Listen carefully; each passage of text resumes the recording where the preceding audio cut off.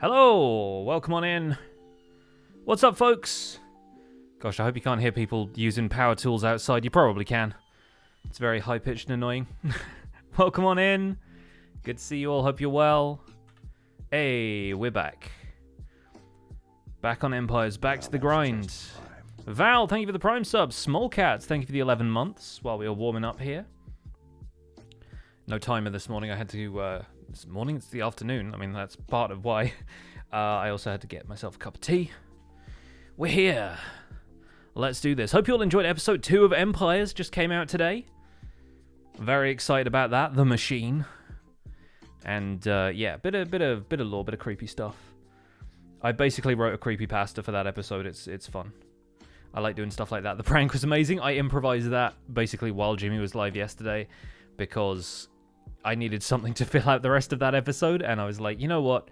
Jimmy's online, and I can watch his reaction live, so that was super fun. Yeah, so we're going to be working towards episode 3, obviously going to be building stuff in episode 3, because it's been long enough, and I have done some creative, like, separate world builds, so that I can hopefully start building that stuff around the savannah. But we're not going to do that today, because that's obviously episode material, and I'd like to do that for, like, a time-lapse speed build kind of situation or something like that. So instead today, we're going to be on Empires, of course. We're going to be looking for a Bastion in the Nether if we can. That's the ultimate objective. We're going to do a bit of caving, get some resources and stuff first. I need to replenish some of the stuff that I ended up spending on building the machine in the first place. And I do want to do a bit more exploring, but I think the majority of the time is going to be spent in the Nether. We're going to look for some other biomes. I need a few more resources. I want to get some warped wood still. And I would really like to see where some stuff is in the Nether. I do have Elytra, I don't have Unbreaking. So one of the things I'm considering doing first is going to a village, seeing if I can trade with a librarian to get Unbreaking, and then I can put that on my Elytra, and then I'll feel a lot more secure about exploring the Nether. We don't have a great deal of, like, fireworks supplies yet, but I can at least, you know, try and get hold of a bit of stuff. And obviously you can get gunpowder from the Nether by killing ghasts, so at a pinch we'd survive. That's the plan, at least. So I'm going to hop on the server. I don't think anyone else is going to be online. Oh, Scott's online. Cool. All right. Did I get Unbreaking yet? No, I was just saying that I'm hoping that I can...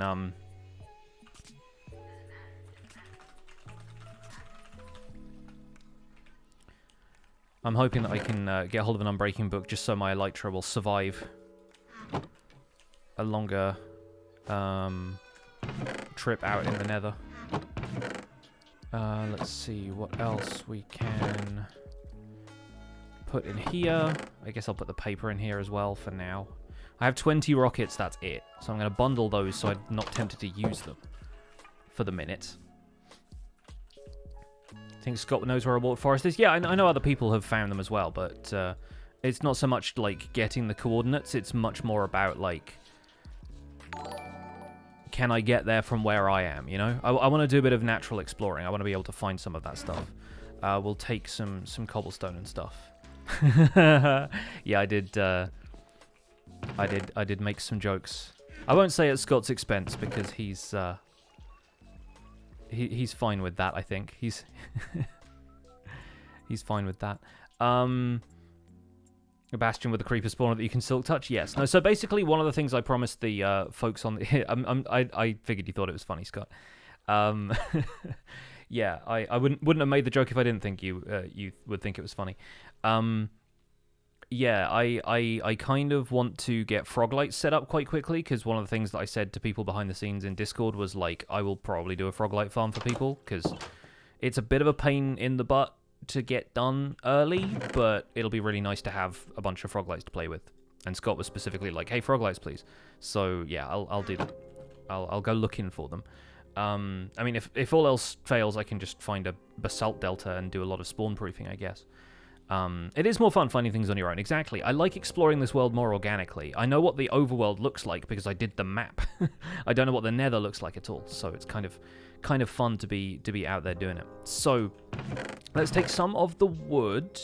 I'm gonna bring some jungle with me just so I can maybe some dark oak as well, just so I can break down some of that for sticks to trade for emeralds. And I think I might have some emeralds in here already. No, I don't. Okay, cool. I traded them all, I guess. Unless I put them in my ender chest, which I did not. Oh, there's some in here. Okay, great. We'll bring some books as well. I have one mending book left. I have Silk Touch there as well.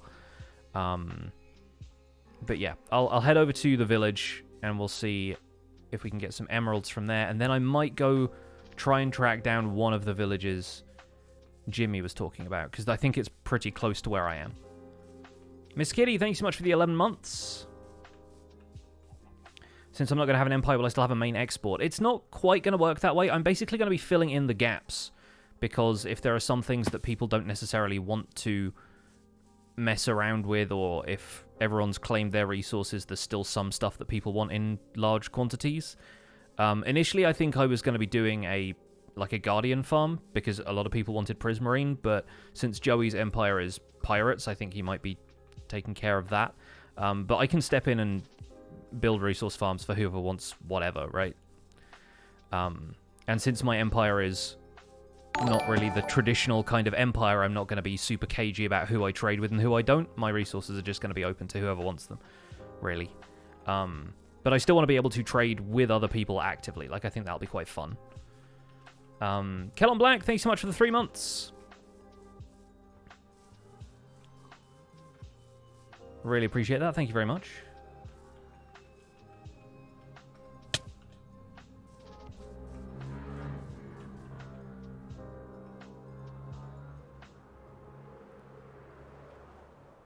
And yeah, I do obviously have a string farm right now, but I'm sort of not gonna trade string to everybody, because I think one or two of the others might have had an interest in trading string, so I might end up just supplying people some stuff if they need it. Love your approach this season. Thanks. Yeah, I thought, like, with everybody else doing the character building thing, the Empire's having more conflict and more kind of interpersonal drama and stuff like that from last season, I kind of wanted to do something different. And somebody asked in the comments of today's episode, like, what kind of ruler are you going to be? And I'm like, I'm not going to be a ruler as such. Like, it's kind of fun doing something that feels like it goes against the grain sometimes. What happened to me in Empire Season 1? 1.18 happened, and I pretty much always said from the beginning that I was going to be refocusing on Survival Guide when 1.18 came out, because the game was going to change completely for the series that I was best known for at the time. So when everybody else decided they were going to extend their season, I opted not to, basically. And I did want to keep things going side by side initially, but Survival Guide just became a series that I was making 5 days a week. I had no time, really, to return to Empires. I did a bit more building on the anthill, and I was like, this is just kind of done at this point. Like, I couldn't really see a way to come back, especially since everybody else was embroiled in this war for the crown, and I was like, I'm not on the server often enough to have any of the active storylines really matter to my character at that point. So yeah, like, I ended up dipping, as people know, but I think I sort of stayed true to what I wanted to do the whole time. And I think initially when Fwip and I had discussed it, we were both like, yeah, we're probably going to be finished by 1.18, because when 1.18 comes out, everyone's going to go back to their personal projects, because it's a whole new update. And there was talk about whether the server was going to update to 1.18 or if it wasn't, and we never really decided on that one way or the other. But I just wanted to be making 1.18 content. So if this Fletcher has decent prices, yeah, we can at least get our first batch of emeralds traded from you.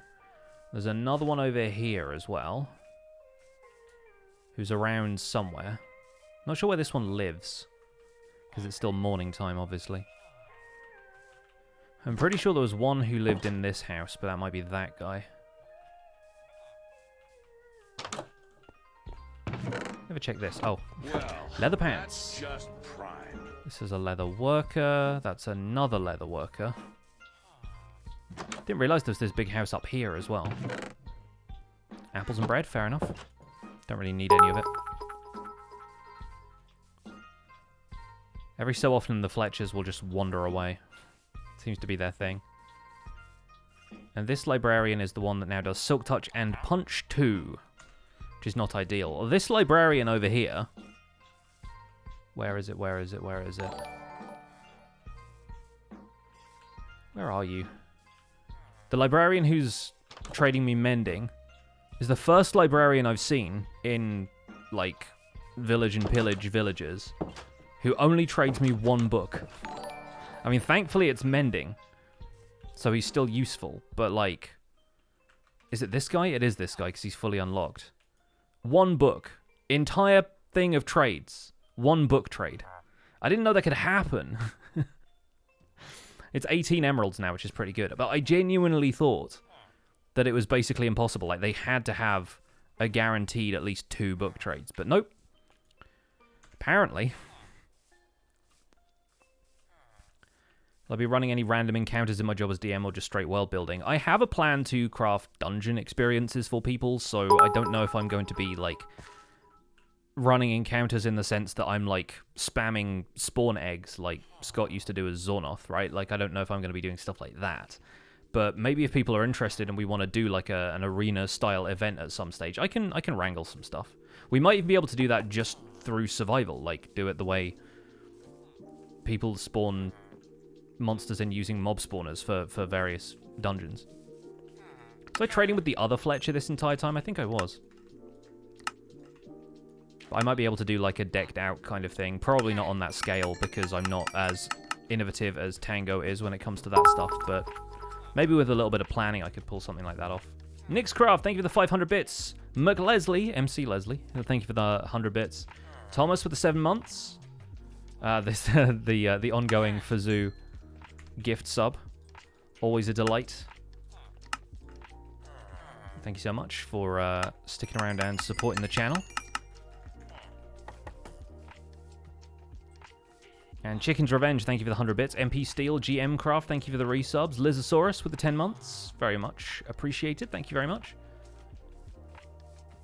Yeah, Tango's incredibly imaginative. All of the redstone stuff, all of the technical stuff, I'm just like, I'm not certain I could pull off anything on that scale, but, you know, would love to give it a try. At some stage, maybe. Would you kit out zombies with the custom models from last season? What do you mean custom models? Like, what are we talking here? Devon, thank you so much for the 13 months, tier 2. Appreciate that, thank you. So you got gifted a sub on Casto's late night stream yesterday. That was super cool.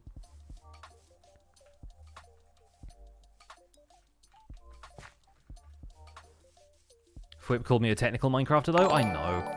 I know how to make farms. That's really it. Like, as far as being able to build an entire multi-level,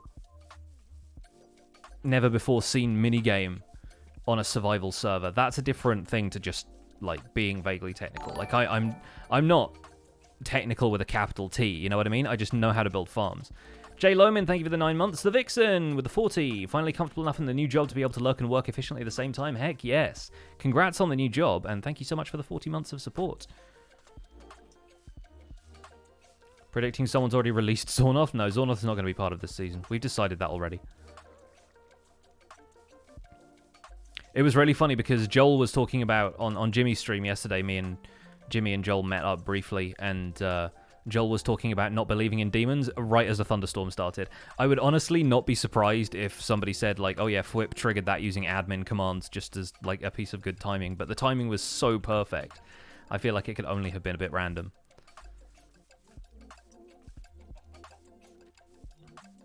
The most technical Minecrafter in Empires? Probably, yeah.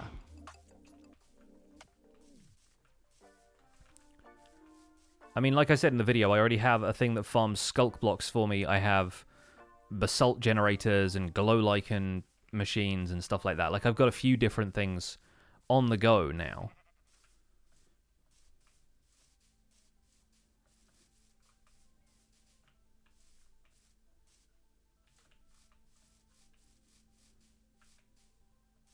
The demon thing was what turned you off from season 1? Yeah, I mean, it's a polarizing thing. Like, a lot of people really love that stuff.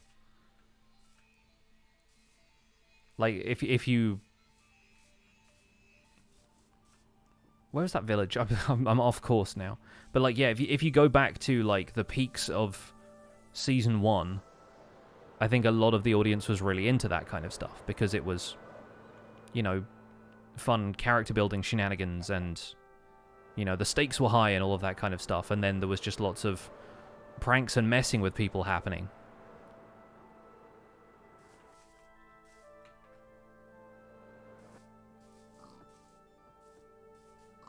Is it behind here? Yeah, see, I know the I know the broad strokes of the world. I know where all of the biomes and stuff are, loosely speaking. I think it's down this river. But I don't know where all the villages are. I don't know where all of the landmarks are. Keelion, thank you for the 1,000 bits. Black Dragon with the 14 months as well. Thank you very much for the resub. Very generous of both of you. Thank you very much. Have I seen Lizzie's musical? I have, yes. She sent the video to us before she actually published it. And we all just collectively watched it basically as a Discord and were like, wow, that's amazing. It was also really funny to see there were a couple of people in the community speculating about, like, oh, you know, Empires is coming back and Joel and Lizzie keep, like, swapping outfits. What does that mean? I think it was just them doing the machinima parts of that, basically. Alright, I don't know where this village is. I'm just going to fly in the air and see if I can spot it, because I think it's over here somewhere.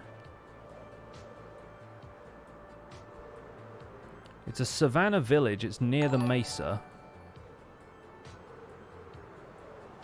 I'm just confusing myself at this point.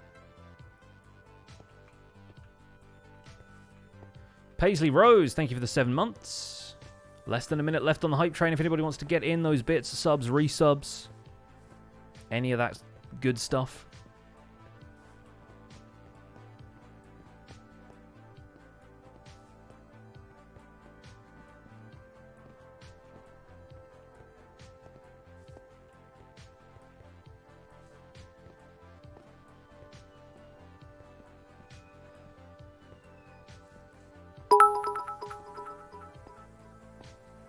Thomas, thank you for the 100 bits.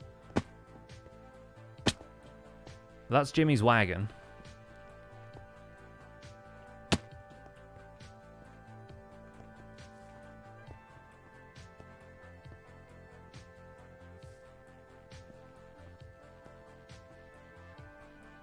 I think it's here somewhere. I think it's in this part of the savannah. I've just gone past it. Did he find the Shrieker? Yeah, he did. He came back after he visited Mythical Sausage, and he found the Shrieker basically right away. But it was only meant to be, like, buried just under the surface so that he would find it. And he was quite happy with the mending book, so I think all was well. I like doing stuff like that. I like there being a gifting component to pranks. I don't just like to mess with people. It's kind of fun to have relief be part of it, you know? So this place is going to have, yeah, it's got a cartographer. I don't think you often get librarians naturally in savannah villages. Don't know if I'll have bookshelves anywhere. It's the other thing. There's a couple of creepers in that cave, which I might kill for gunpowder, actually. Fletcher. At least there's a Fletcher. Nice easy stick trades.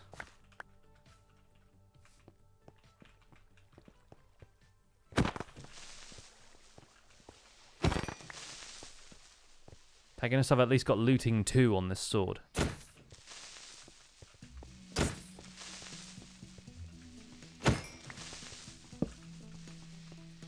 So we get a little bit of gunpowder from that. Yeah, I'll have to bring a lectern back here, I think. Lecterns are one of those things that you get them often in plains villages, but I don't see any of the savannah villagers here being librarians. This guy... Oh! Wait a second. This guy was hiding the lectern, but unable to get in or out of his house. Typical. Well done, Minecraft. Good generation. Is he going to a different house to sleep? What a legend.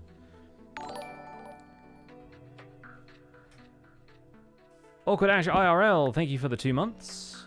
Been fun, everyone watching everyone's episodes from the beginning to see the world's creation. I think it's going to be fun.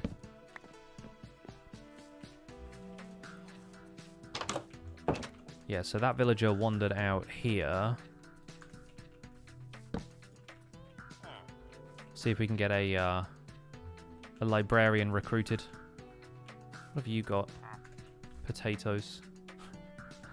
In a wheat farming community, it makes sense though, I guess, that you'd want to trade potatoes. Let's take a couple of the bookshelves.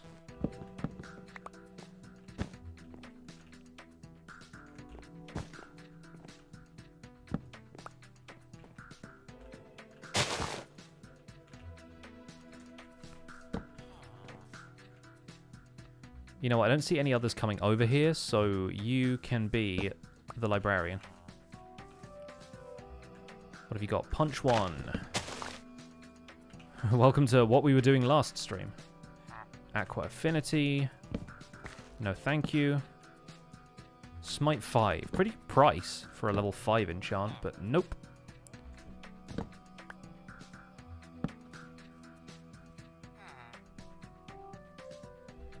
Hello. Norman? Quick charge. Honestly, I'll take Unbreaking 2 even, because then you can just combine 2 books. Loyalty 3. Hey, Sausage is here. I think he also has Unbreaking trades, but I'm happy just leaving this guy over here with an Unbreaking trade. Blast Protection 3 for 43 emeralds. I guess 4 is the highest amount, right?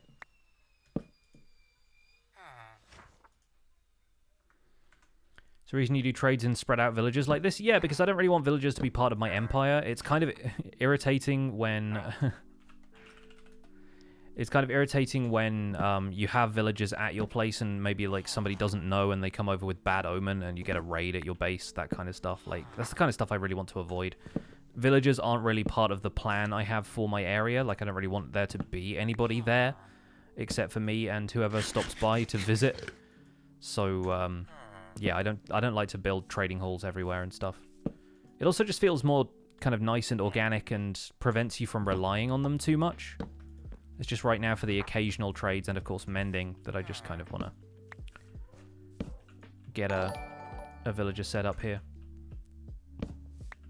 And there's some folks who have villagers around and have that kind of stuff set up already, but aren't necessarily online all the time, or, you know, they're far away from my base. So I don't want to take somebody else's business by just farming books over here, but I also want to be able to get on and do the stuff I want to do at the pace I want to do it, right? Pace on SMPs is really difficult because obviously people are going to be moving at different speeds.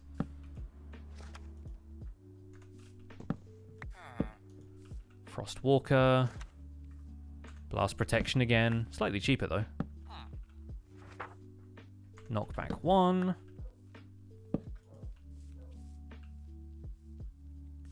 What do I export though? World building. I don't really have like a traditional empire in the sense that the other folks do, so what I export is going to be basically whatever people want from me. Raisins, thanks so much for the 6 months. Unbreaking 2, fantastic, we'll take it. We'll take 2 of those. In fact, we might take a couple more just in case. Yeah, we can combine those 2, stick 1 on the Elytra. I think everything else I enchanted had Unbreaking when I enchanted it, or I combined it. So I think I'm good for now, but I'll keep an Unbreaking 2 book in reserve, and this guy, Star Trader, right there. We've got Nitwit over here as well. Let's put your lectern back in the house, so that you can actually, you know, live here. And that'll do for me. And Nerdy, thank you so much for the 8 months as well. When I'm uploading the next survival guide video? Tomorrow. It's already edited, I just need to export it and upload it after the stream. So, yeah, we do a bit of terraforming. It's kind of more of an introduction to terraforming. We do some work around the spawn area. Finally, like, box off that one wall of the storage building and build a path leading up to it and stuff. It's really nice. It's a good little domestic episode. I finished off a couple of things about the Froglight farm as well, so a little bit more familiar with what I would need to do with it on this server. But yeah, I just wanted to get some little tasks done. Did we discuss about adding new players, or were we satisfied with 12? I mean, we had to obviously talk about False Symmetry joining because Pearlescent Moon was not joining us for Season 2, so we kind of thought, like, hey, we maybe get another person. We're fine with the cast we currently have, but we would love to get, like, one other person just to fill up that 12th spot. That 12 just feels like a good round number, you know? But, yeah, it turned out False was looking to join something like this, so it works. What's the next episode of Survival Guide about? I just said terraforming. I'm going to be, yeah, doing a bit of terraforming, working with some of the newer blocks, and how to adapt your builds to terrain, that kind of stuff. Fwip's dozen, yes, absolutely. It's like Ocean's 11, but he's just a little goblin guy. They finally get the mangrove. No, not yet. Not yet. Hopefully going to be getting that somewhat soon. Can I imagine myself being in Hermitcraft? Nope. Not really interested in joining Hermitcraft. Alright, Unbreaking 3. Elytra. Oh, it feels good. Okay. So that's task number 1. Really done and dusted.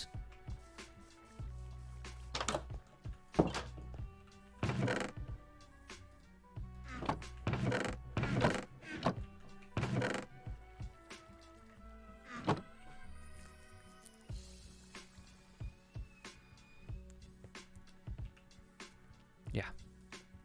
Let's leave the lectern around here just in case we need one of those for anything.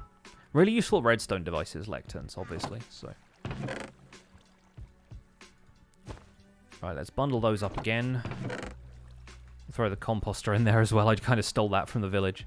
Hope nobody needs a farmer over there. Right, let's do some caving. Where should we go caving? Let's go a bit further. Hello. Let's go down this hole. This hole in particular called to us. Don't forget to take paper. I'll be fine. I'm not planning on going to the Nether right away. But I will take paper when I go. Take logs as well is the other thing. That leads down to the machine. I don't really want to explore that cave much further. I want to go further west, I think. Because most people are centered around the east, right? So I want to go further west to try and find a fresh cave to go down. I would like to find a lush cave somewhere. Don't really have a great deal of like lush or dripstone stuff. Giodo, thank you so much for that brand new tier 1 sub to the channel. Enjoy your emotes and your sub badge. Welcome to the Pixels. Happy Crafter, thank you for the 100 bits as well.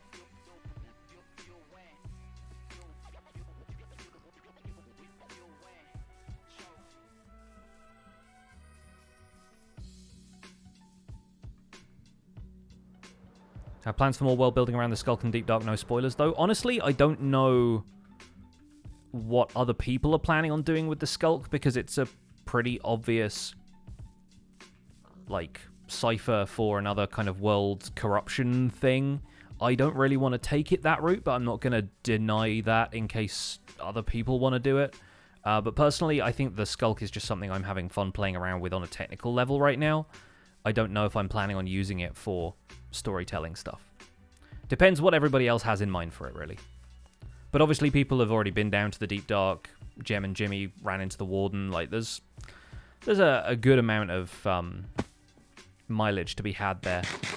And Fwip basically lives next to a Deep Dark, so I don't know if it's going to be like the Ooze from Ninja Turtles, where it turned him into a goblin. And, I don't know, maybe it is responsible for Lizzie's whole deal. I'm not sure. Skulk sensor is an obvious reason for an undetectable trap. Yeah. Wish there was an ancient city under my empire. There might be still. I haven't really looked too far down. There's definitely a large area of Deep Dark down there that could have an ancient city. I expect we have a couple around, because we have a lot of tall terrain, and that seems to be the areas where ancient cities most frequently generate. I also want to start collecting bee nests, but I know that's going to be more gems thing.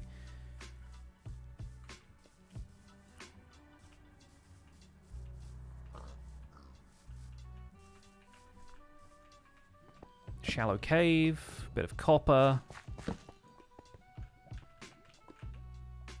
I really should have brought a shulker box with me if I wanted to get a decent amount of resources, but here's some lava around. I want to get coal as well. That's the other thing I really want. Because there's going to be some blocks I want to build with that I have to get by smelting, like smooth quartz or whatever, right? So I'll probably end up grabbing a ton of coal while I'm out here. Don't know if Sausage is going to be sleeping, but I might.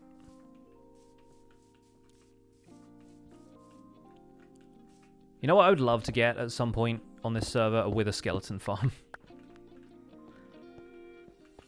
Because I'm just going to end up missing the wither skeleton farm I have on Survival Guide. Link's Fire, I've been loving the Empire series so far. Thank you very much. There's only 2 episodes out already, but I'm glad people are hopping on board. Yeah, honestly, I want to have a reliable way of spawning wither skeletons so I can bring them back to the overworld and use them in dungeons and stuff, because those are going to be formidable enemies.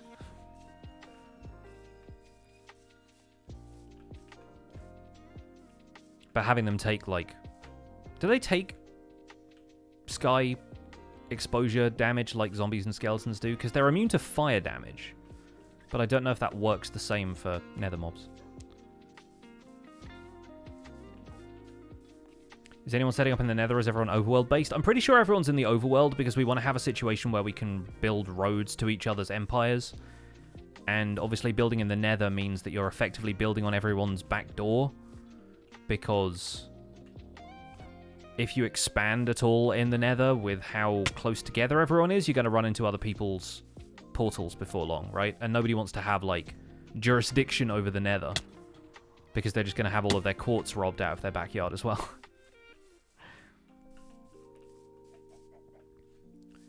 How can you download the first Survival Guide world? You can't. There is no publicly available world download of it. I still want to make one at some point, but I just haven't found the right moment to do it.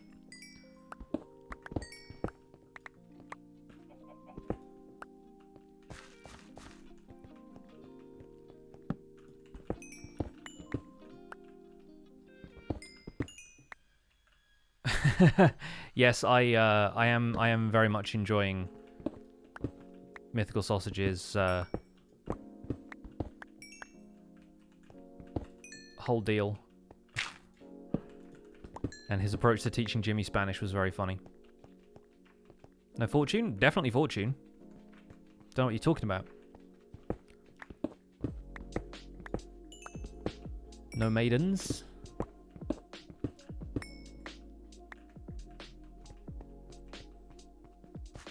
And I released a download at one point. Yeah, before 1.15 came out, I think. Like, it was super old. But, that was back when my website was functional.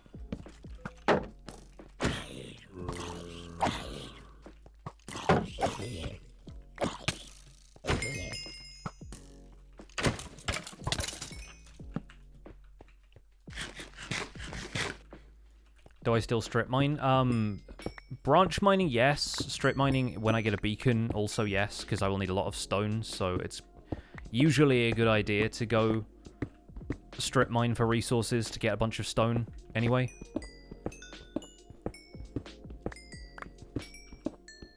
Will I be building a base like an archaeologist research hut or something? Maybe, but in the meantime I plan on doing some builds which are tied into my savannah area and the idea that there has been a civilization there that is no longer there. That's the kind of stuff I'm planning on building first. Because the thing about building a starter house, especially in this series, is it's kind of linked to your character. And as I said in episode 1, I don't really have one of those this season.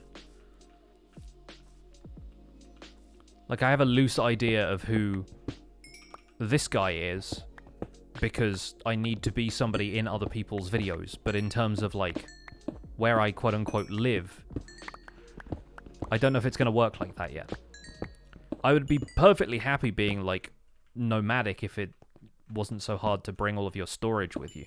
I mean, I know shulker boxes and donkeys and whatever exist, but keeping all of that stuff organized would be a real challenge. And I also really like the savannah. I plan on doing a fair amount of my building in one place.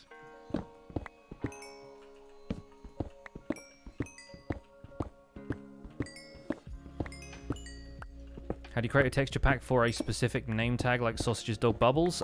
There's a couple of mods that allow you to do it. Optifine has that functionality built in. There's a custom entity mod thing that allows Jimmy to have his sheriff's hat, which is just a pumpkin he wears on his head, retextured to look like a sheriff's hat.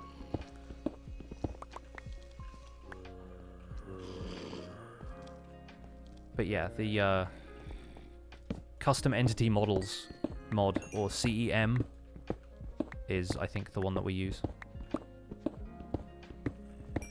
Because it's for fabric, and that means we can get around Optifine not being out. Which it is now, I think, but yeah, in the couple of weeks that we've already been on the server, would not have been super convenient if we wanted to have Optifine but didn't.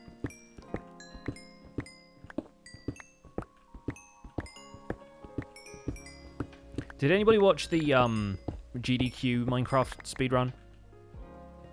I got through about half of it before the stream started. Once I was done editing today's video. And Illumina's always great to watch. I think it's super fun that they decided to do the run in 119 as well, because I haven't got to the point where they're looking for the stronghold. I don't know what kind of terrain the stronghold spawns in, but gosh, it's difficult to look for strongholds. I expect if you're using coordinates and stuff, you can just dig straight down to it using 4-4, but like, the kind of terrain that you reach could be more or less anything. In the point I've got to, he's literally just like had to log out and back in for invulnerability because he was worried that he was going to take too much fall damage in the Nether or something. Which isn't what you're supposed to do on speedruns, but for the sake of the marathon, I think he was fine to do it. Hey Beardstone, how you doing? How's the Truly Bedrock Hardcore server going? Haven't been able to catch any of that yet, I've been a little busy.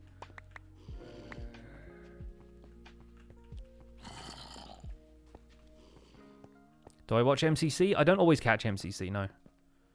I've seen bits and pieces of it, but never really watched the whole thing. There's too much stuff in Minecraft. That's the problem. It's like keeping up with everything is often kind of difficult.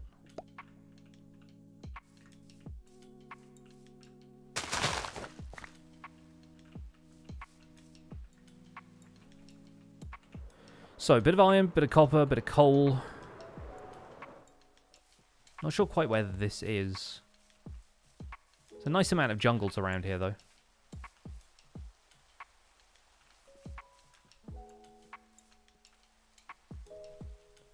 Am I still playing RL Craft? No. No, we did that for one stream, and I don't know if we'll be going back.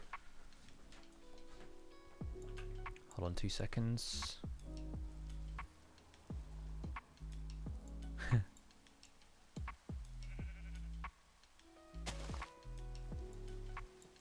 Nice, okay.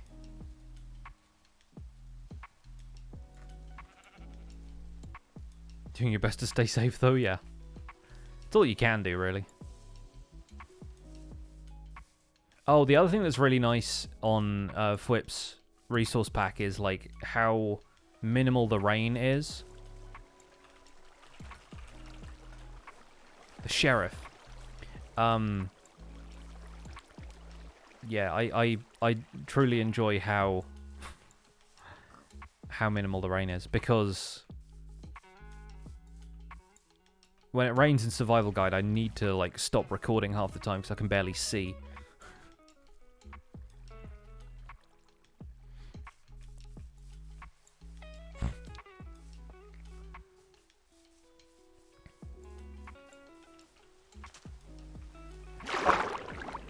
Tavern for a small base wouldn't be a bad idea. You guys will see what I have in mind.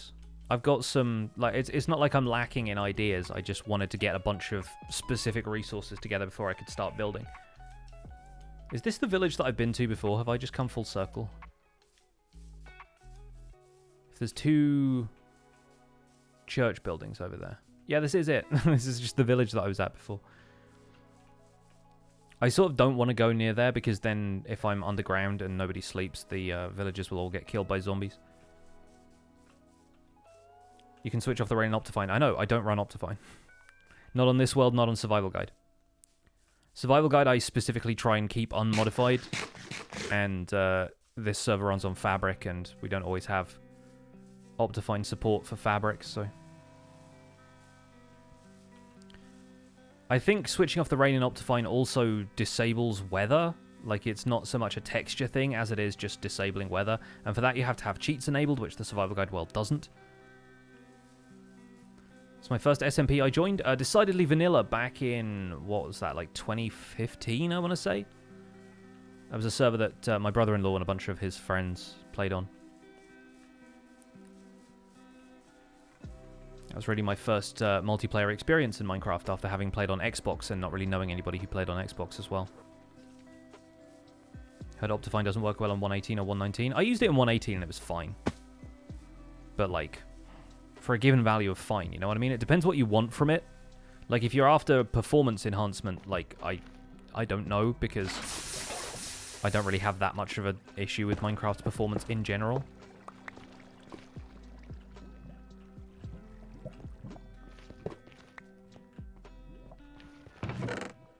Oh, the other thing about the GDQ speedrun from Illumina is that he found an enchanted golden apple in like one of the first chests he looked in, which is pretty incredible.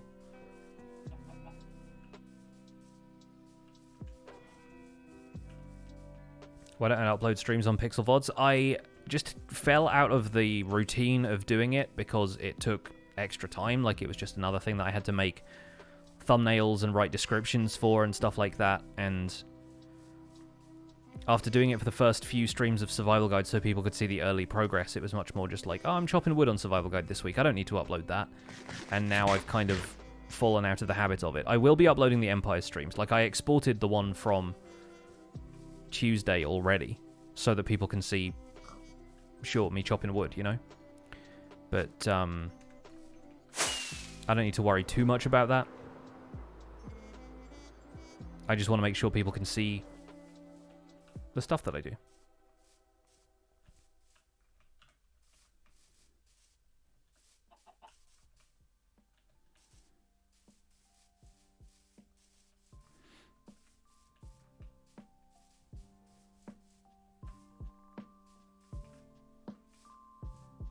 How does sleeping work in this server? We just have the player sleep percentage game rule set to like 1. So only one person needs to sleep and skips night for the entire server.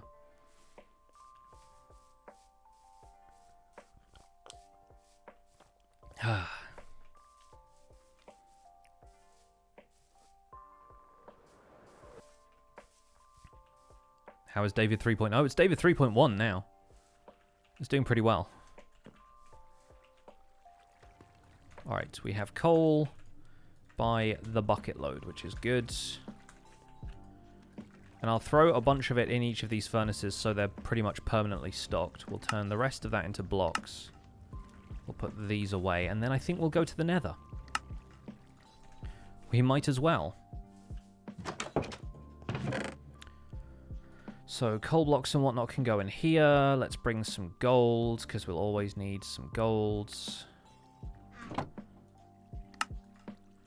In fact, let's bring 10 gold blocks. We'll leave the ingots here. We'll bundle those.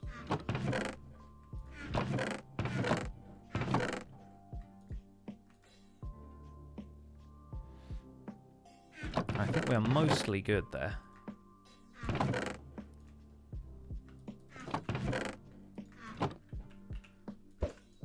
Hey, we got a room chicken. I guess we'll bring torches, logs. What else need I bring to the Nether? We've got the gold. I could brew some fire resist potions of my own, rather than rely on bartering with piglins. Let me do that. Let me do that real quick. Because I have blaze rods in here. I stole a brewing stand from a village. And... Or maybe I gave it back to the village. But I have enough blaze rods, like I said. It's not too much of a problem. We can make our own magma cream. Am I finding bundles useful? Absolutely I am.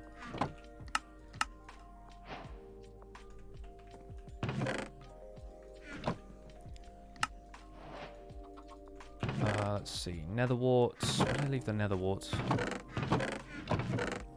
In here? It's in here. And then 3 glass bottles. Yeah. Got everything we need. Of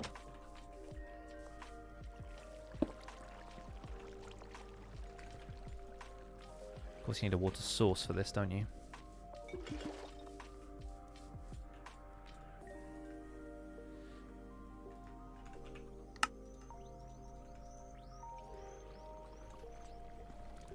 Just don't get the hate behind bundles. Yeah, I mean, they work fine. They're not going to solve everybody's inventory problems, but they were never meant to.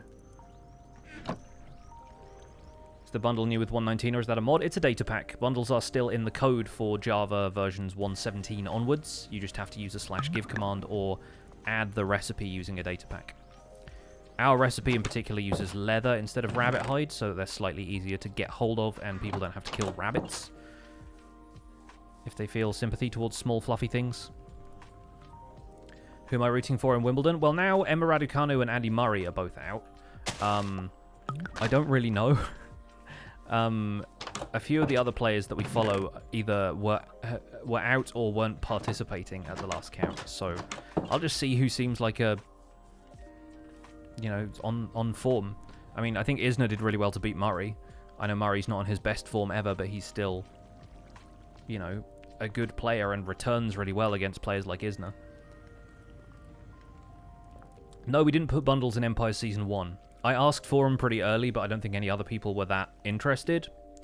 Whereas this time I said it to Fwip nice and early when he was putting the server together, and he was like, yeah, sure, we'll give it a try. And now I think we're kind of obsessed, me and him.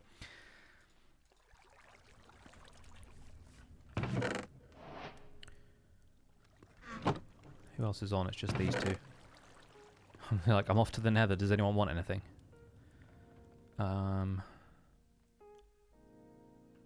What else? What else could I possibly need to take to the Nether? Something that's not going to burn if I put it near lava, I guess. Maybe. We'll bring a stack of cobble. Just for markers and stuff. Gold armor. Yeah, that's probably a good call. Do I have that in here yet? Gold boots. Maybe gold helmet, because I'm not going to be swimming in anything. Let's leave this in here.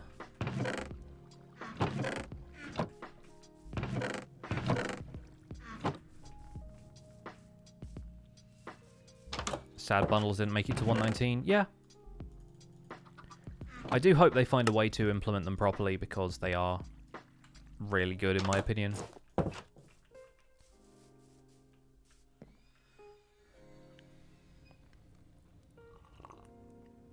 Isner did really well. Yeah, like I was not able to watch the entire match, but reading the commentary, the commentators were surprised that Isner was doing as well as he was. Let's put Unbreaking 2 on this, just because gold helmets don't have much durability. I don't really need the protection, but it's kind of nice to have. Alright, so the goal is to try and find some other biomes, because all I have found thus far has been Crimson Forest and Nether Wastes. So I want to find a Soul Sand Valley, a Warped Forest, or a Basalt Delta, preferably all three. I would also like to find a Bastion, and hopefully a Treasure Room Bastion, relatively close to where I come out in the Nether. Let's see how we do. Mario is his own worst enemy at times. He used to be that way a lot, and he's gotten better, I think, about, like, negativity and, like, chiding himself whenever he does poorly, but every time he starts to do badly in a match and he feels like he could do better, he's always, like, you can always see him kind of yelling at himself, basically. And I feel like anytime that happens, it doesn't end up going too well for him. Like, he needs more... It's not self-discipline, that's not quite the right term for it, but he just needs a little bit more focus.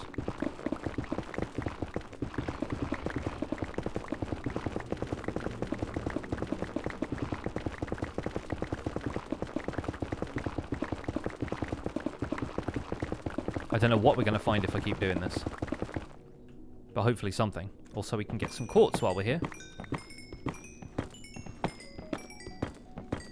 Do I think there'll be wars like last season? Almost certainly. Alright then. Hey, at least I have wings to catch me if I fall from something like that, but... yeah, that's not ideal, really, is it? Ugh. Yeah, this is an awful nether. Oh my goodness. I refuse. No. I was never here.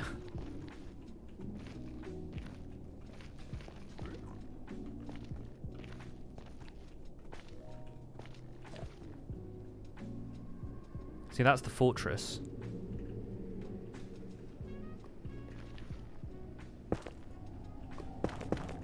Stop. Cease.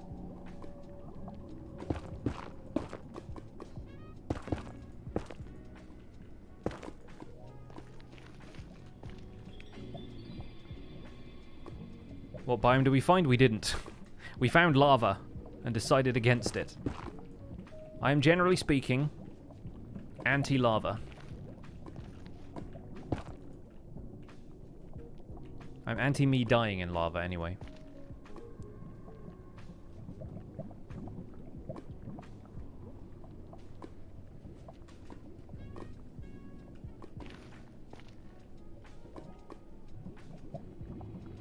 You reckon we can get through from here?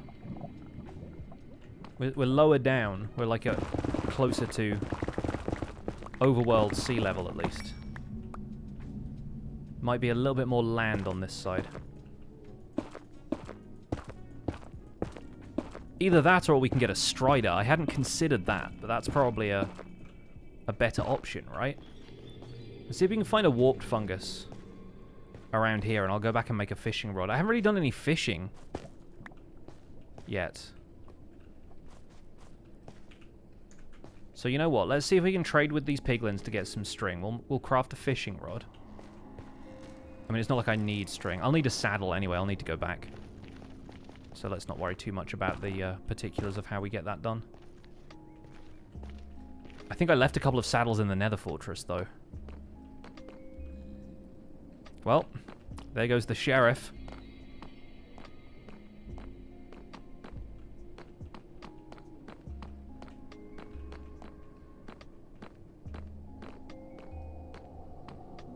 It was on purpose.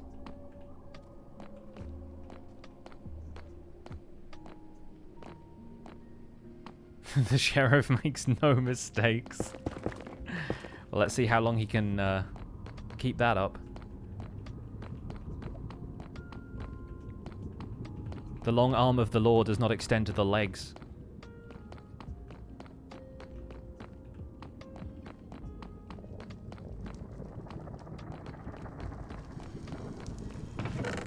Yeah, there's one.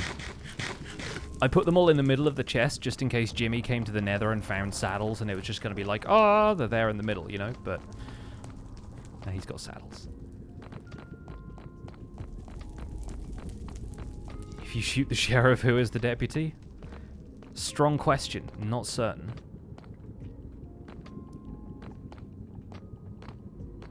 Can hear those messages in Jimmy's voice? Yeah, he's definitely one of those people who...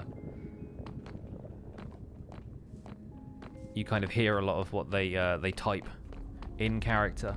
Stress Monster is another one of those people.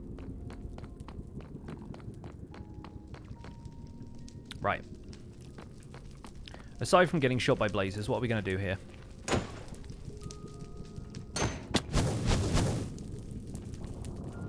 In 1.19, the fireballs that blazes shoot at you should be a little bit less unpredictable. Or they should be a little bit more predictable, is what people normally say. When they're not using double negatives.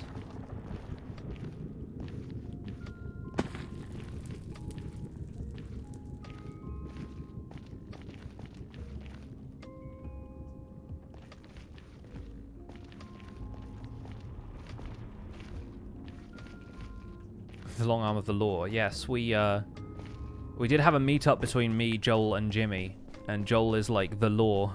And I am the law. And Jimmy is the law. So it was quite funny, all three of us being in the same place.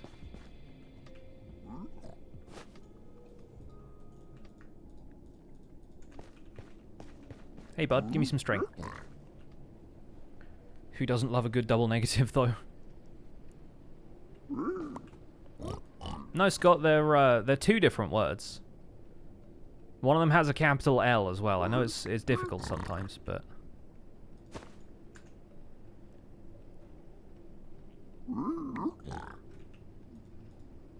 The problem is if I pronounce law with, like, more emphasis on the R, I sound like I'm from the West Country.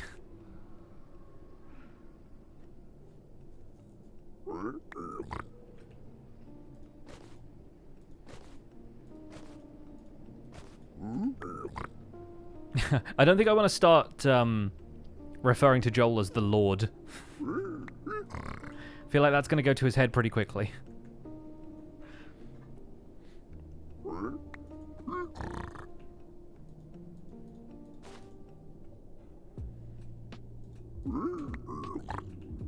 Spectral arrows. This is all very well, but do you have any string?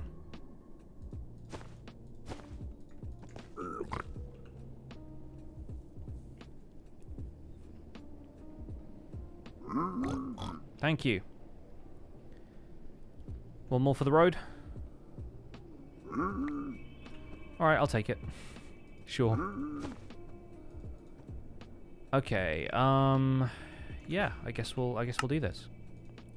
Yet another crafting table. I've made so many of these things now.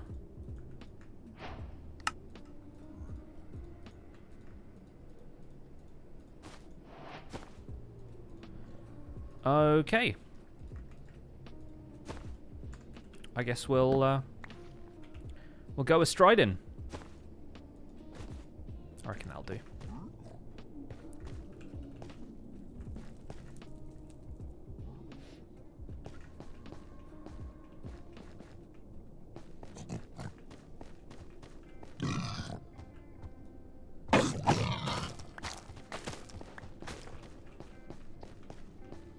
Scare him off. As a Texan, Jimmy is hilarious to watch, I'm sure. He's hilarious to watch as a British person, so... I'm sure for the Texans it's even funnier. I do like their, like Jimmy and Sausage's couple name.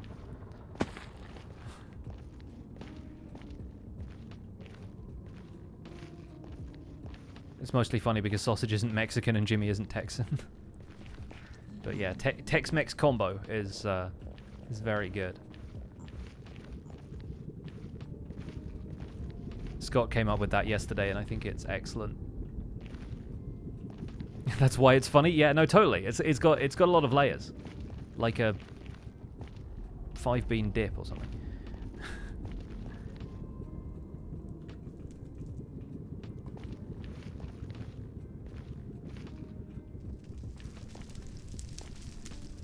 Okay, that's just fire. I thought somehow I could hear blazes, and I was like, I'm nowhere near the fortress now. Alright, now the ever difficult quest to actually rope a strider, because they're never where you want them to be. Also, this doesn't look like a particularly big lava lake. That'll do. That'll do, though. Yeah, the striders always spawn, like, fairly close to your spawn point, I suppose. Because if there's lava lakes below you, then they're just going to load a ton of them in right there. Hey, at least there's plenty of opportunities to get XP, and now I have Mending and Unbreaking. I don't think my Elytra is going anywhere. Which is very reassuring, let me tell you.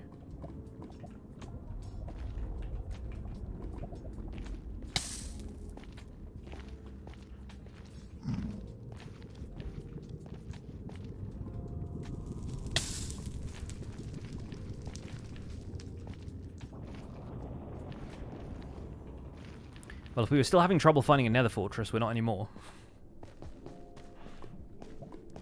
We'd be fine now. Where are all the striders?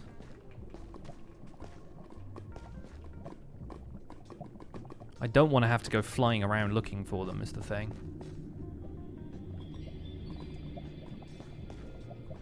Thanks, P. Webby. I'm glad you enjoyed the video.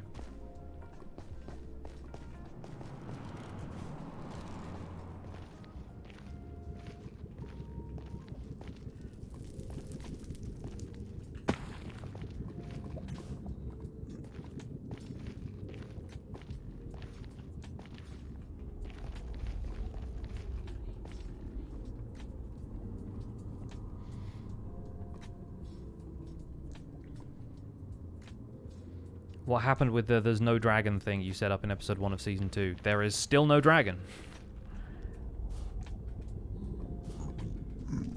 We have not immediately resolved that, because that's often not how plot lines work in this kind of thing. You want to draw it out for a little while.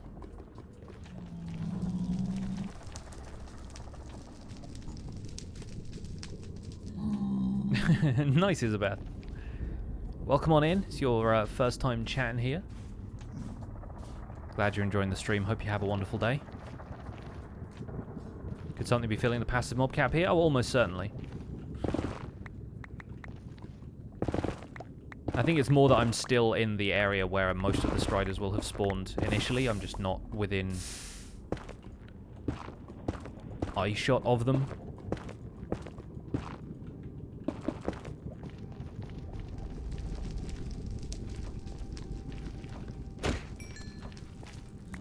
Nice. A little bit more magma cream without us having to craft anymore. Nope. Not seeing any striders still. Okay. Well, let's do a little bit of walking around at least. And now I have a warped fungus. It will at least be somewhat easy to get hold of them.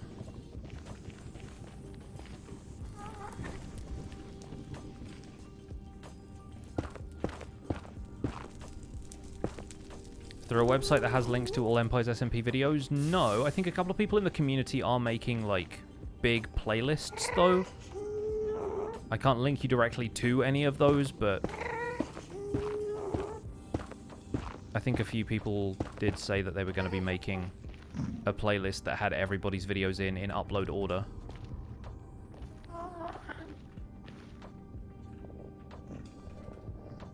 But we're not organized enough as a group to have like an official website or anything.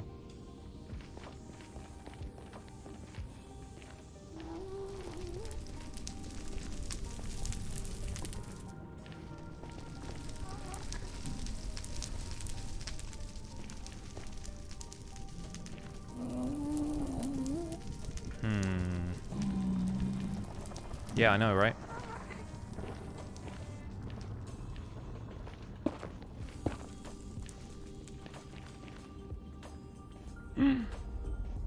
We got one. I can kind of glide down to him here.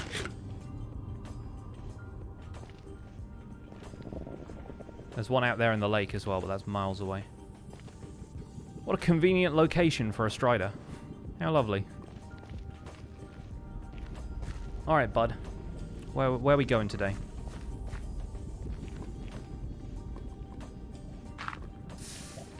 Thought so. Ha! It's a self-opening strider corral. That's what this is. Little strider parking set up here. Hey, come here. Got your favourite, the warped fungus. Yeah, let's go. Alright, we're striding now, boys.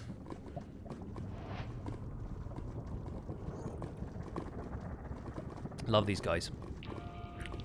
So like I said, we're on the lookout for Soul Sand Valley, Warped Forest, Basalt Delta.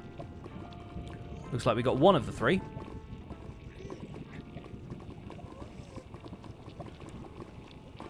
And ideally, a Piglin Bastion, treasure room would be phenomenal. But anything else in the meantime would be good too. Looks like we're in new terrain because the lava's still falling, so nobody's been here yet. Oh, we got a zombie piglin cavalry. Haha! Let us joust, you and I. Just kidding. Lavender Mama, thank you so much for the 13 months. Welcome back. See, this is where all the striders are now. I love it when the little ones ride the big ones. That's so cute. And here's our basalt delta as well. Now all we need is the warped forest and we'll get the achievement.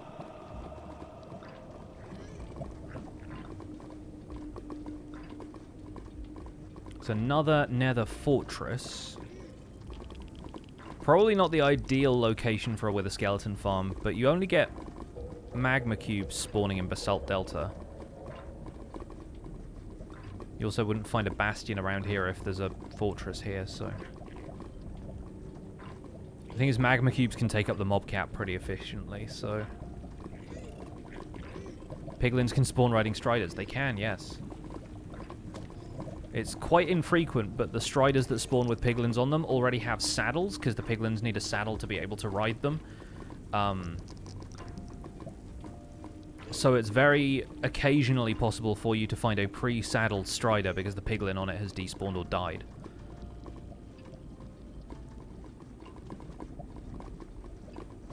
Openings to the new Empires videos have been absolutely stunning. Hey, thank you. Thank you so much. I did enjoy editing together the cinematic version of our end raiding shenanigans. I figured that would either be in Joey or Sausage's videos already, so I thought I'd do something a bit different with it. There's our warped forest! Yay! Well, thank goodness for that. Yeah! Alright, we will hop out here. Get some food for our little stridey boy here. Well, that's just and grab a little bit of the local nylium so that I can farm some warped. Because I would love to farm warped wood. Hey! Come back here, I got you a snack. There you go, good lad. Alright, let's keep on moving here. I should have taken the coordinates of the other two structures to see if we could go into the next, like, quadrant, the next region. Did Catherine use the map I built in her opening for the first Empires video, or did I imagine that? I think Shovel used it.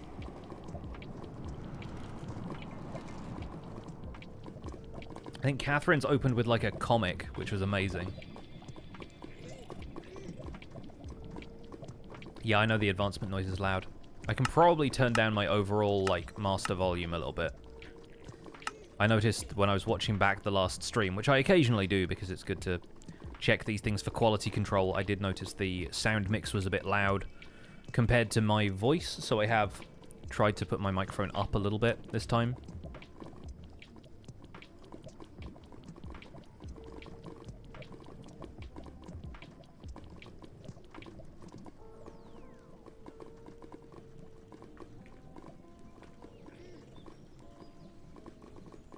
There's another piglin riding a strider.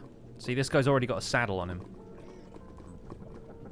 But the piglins won't aggro on you or anything, so... Oh! Oh, I think it's a housing unit. Or is it Hoglin Stables?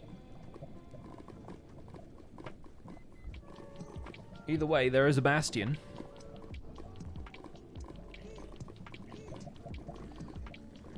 Will striders die if you let out lava too long? No, they just look really sad. Wow, Bastion and Nether Fortress really close together, and the Nether Fortress kind of in a warped forest. I don't know if it'll be close enough to really make a difference. Yeah, Hoglin Stables. Let's go bait the brutes into running into lava.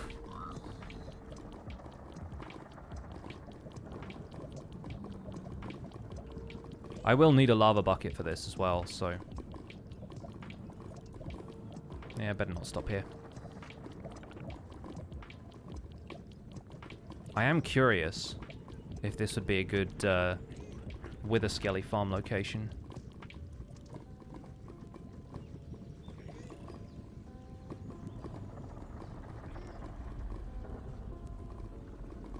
You know what? That might not be too bad. There's just a lot of very close by Crimson Forest.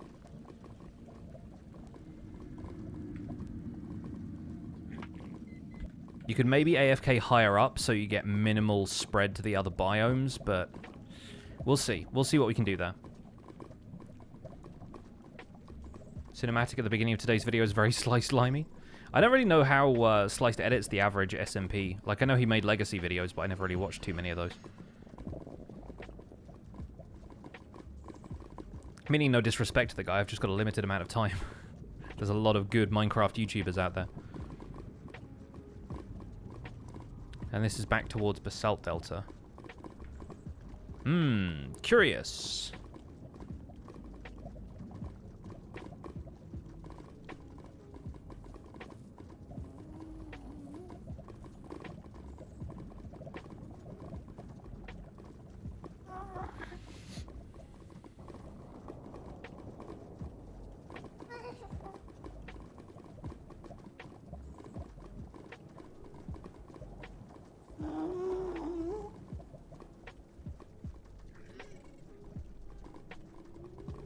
Yeah, I am very curious about where the treasure bastions are going to be. Because if there's one within 1,000 blocks, that's manageable. Any more than that, and it becomes fairly difficult to get the frogs there. I mean, you just got to do it from the overworld anyway, but just, like, getting there to farm them is going to be a bit of a pain.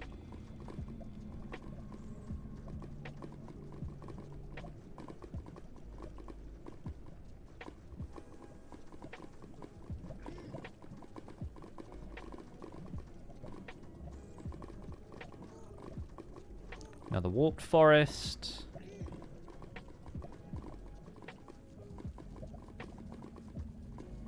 This one looks much larger. The Nether Fortress here would kind of be perfect. Not too far out yet. Getting there, though.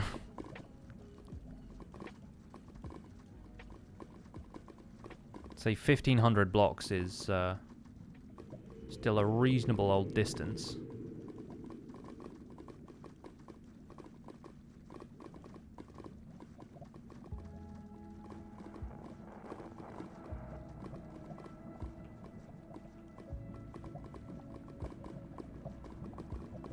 This is vast.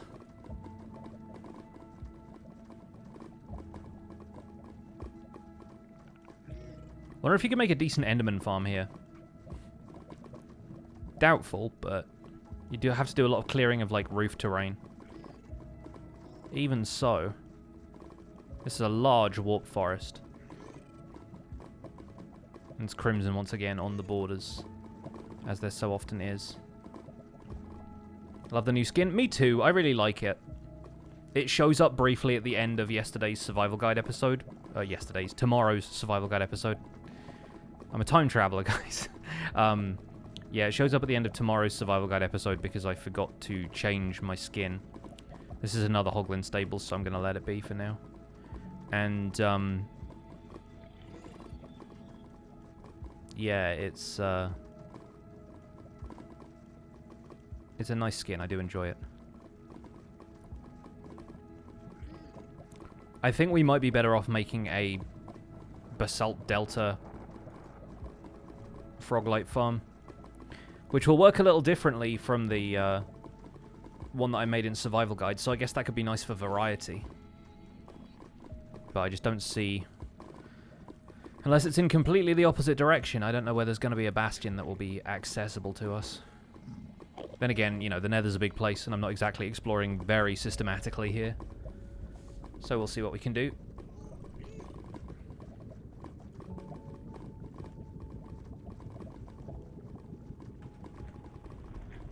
Just keeping an eye on these lava falls coming from above. Speaking of which, I should probably put a fire resist potion on my hotbar instead of a water bucket. One of these is likely to help you when you're on fire, and it's not the water bucket. Alright, cool. We'll turn back here. I think 2,000 blocks would be too far. Do you think I'd ever change my survival guide skin? Well, that's the one that I consider most like me. I'd maybe ask somebody who was better at designing Minecraft skins to do a slightly cleaned up version of it, because it's something I drew, painted, whatever you'd call it, myself, back when I started my channel in 2014, and my My art skills are not quite the best. So I just kind of threw something together, but it's just survived for this long. I don't know if I'd want to change the outfit so much as just change the art style.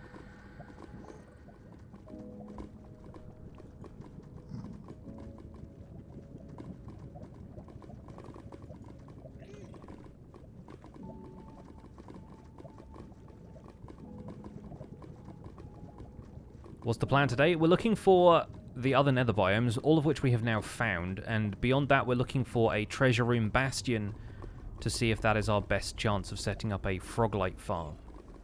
But it's looking like, as far as I can see, the only two bastions that I've located are both hoglin stables, so they don't have magma cube spawners, which means it is more likely, if we want to set it up relatively close to the center of the nether, which is still relatively close to the central spawn point portal-wise, we probably want to use a basalt delta.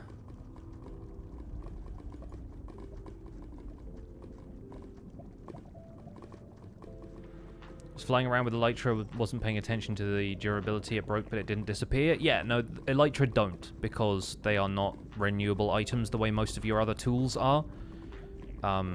So yeah, Elytra just, like, turn into broken versions of Elytra. They don't full-on break. It's quite a chunky bit of nether fortress.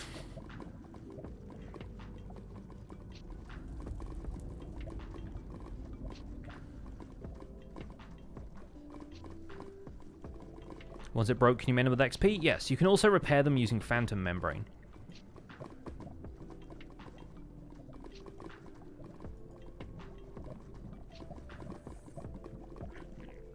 Like, if you repair them in an anvil, phantom membrane is the repair material.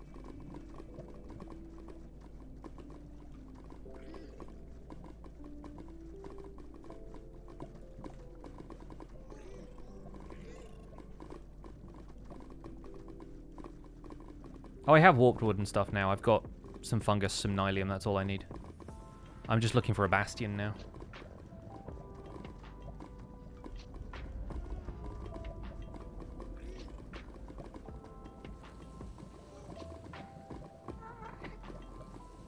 If you're having trouble with your stream, consider turning the quality down or refreshing. I checked my my stream stats and it says I haven't dropped frames or anything weird, so...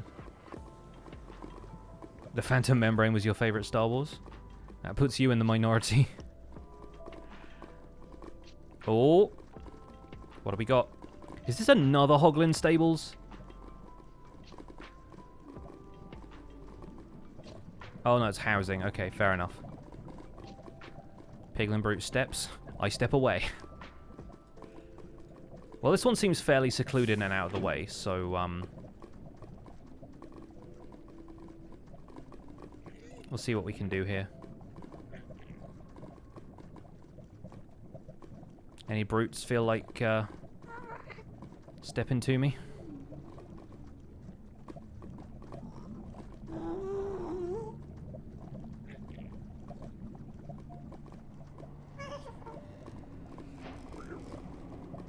Oh. We're technically in.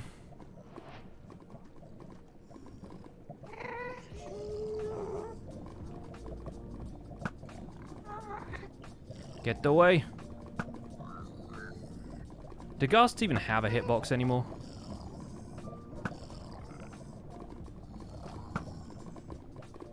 Don't know if I can arc it over so I can really hit him. And he just despawned. Great.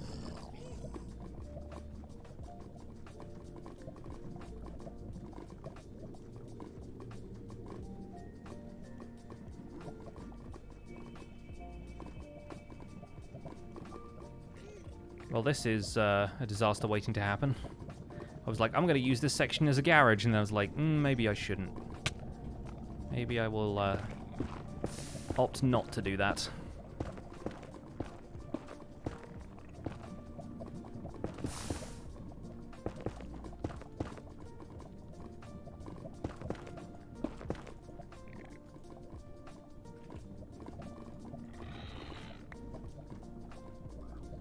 That'll do.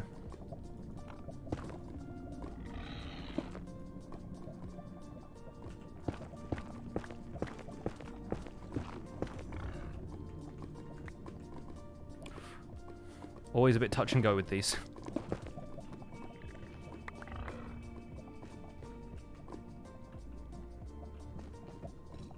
Alright, so this is housing. The hoglins are incidental.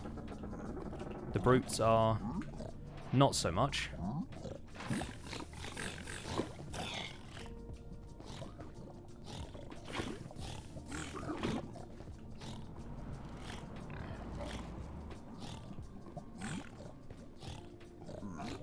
Come over here, buddy.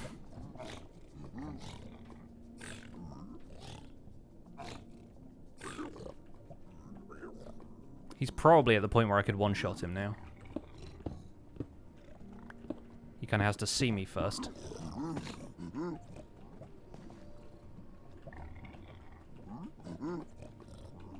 Hello? Did he fall in a hole? Nope. I have no idea where he went.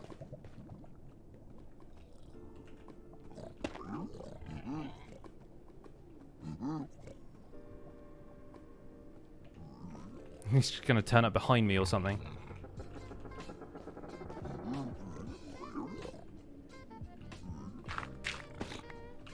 Oh. Alright. Welcome to the prank, Bastion.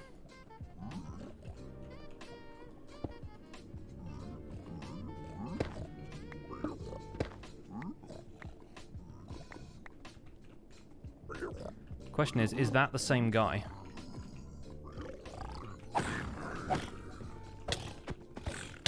Not the same guy. Youch. Ugh.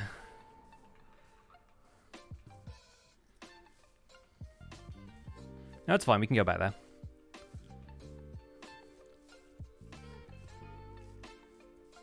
Oh. Stick to the lava bucket next time.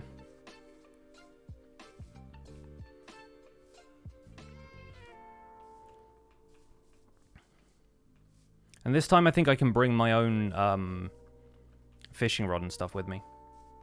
So we'll be fine. Was that the first on the server? I mean, not the first death. No, the first piglin brute death? Probably. Don't think anyone else has been to a bastion yet that I know of.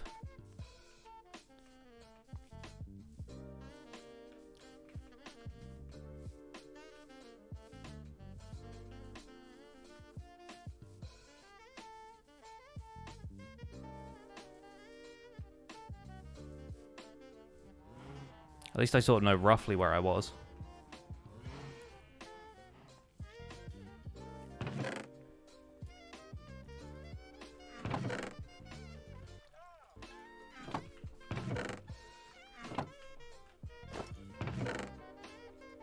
Not going to take too much stuff, just in case the worst should happen.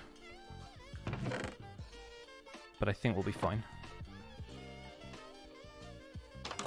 I think the most difficult part is going to be getting hold of a strider now.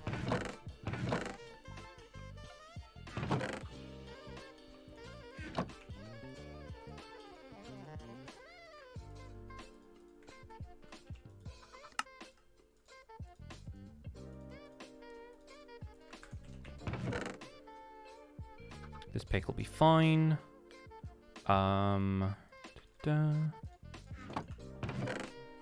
Probably brew some fire resistance potions as well, just to play it a little safe here.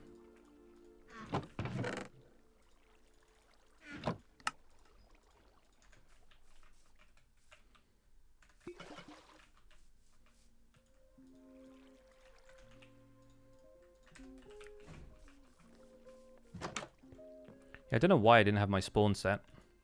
I think I've just been exploring before and slept in a different bed.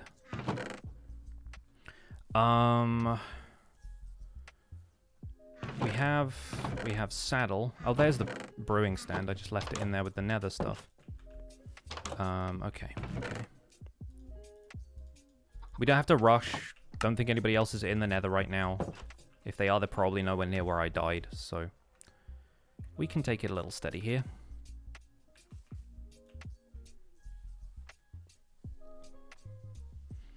Hey, Proceratops. Just got killed by a piglin brute, but aside from that, we're doing alright.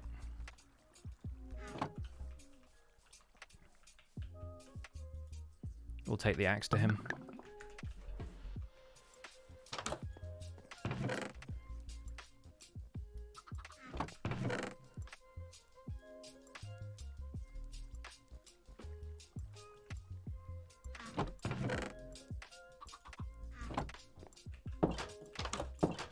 Will my items still be there? Yeah, stuff doesn't despawn if it's not in loaded chunks.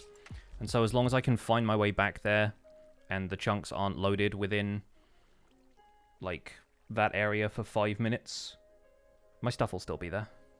Was that my first death? No, it's like my 4th. I died a couple of times just, like, while we were setting the server up and messing around, so it's no big deal. Where do we have some food? I mean, I don't know if I have a whole lot else in storage right now. I've got, like, apples and glowberries and pork chops and bits and pieces like that. Let's cook the pork chops. Let's kill a couple of the cows.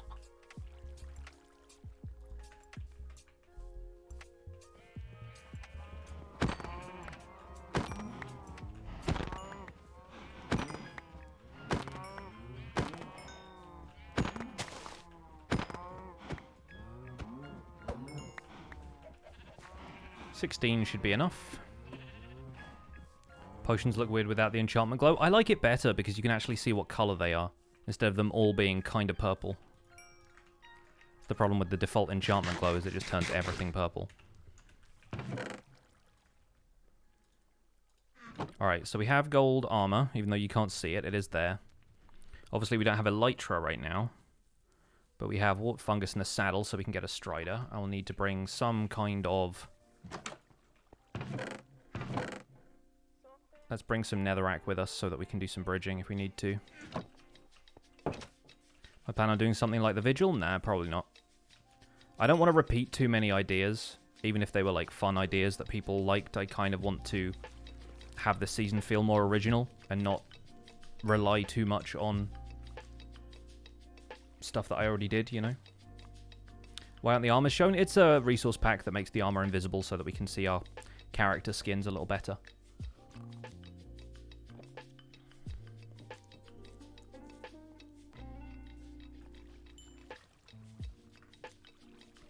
Do I know where I died? More or less, yeah. I can get back there. I know roughly the route I took. The Nether was pretty open. We went north. Did I get a bucket? I could use a bucket.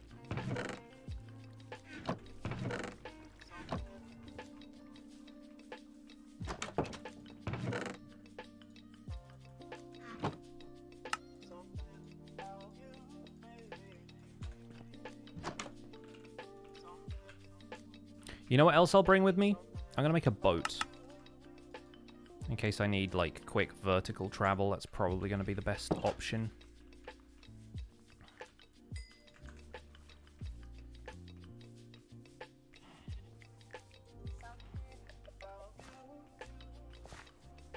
Boats for the brutes? Yeah, I should have done that the first time, really. Just didn't think of it. I thought the lava bucket was gonna be enough.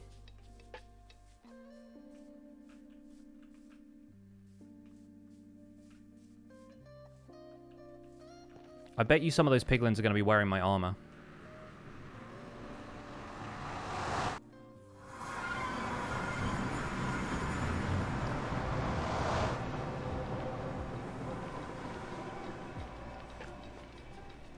Alright, we're safe here, but don't want to take too many risks.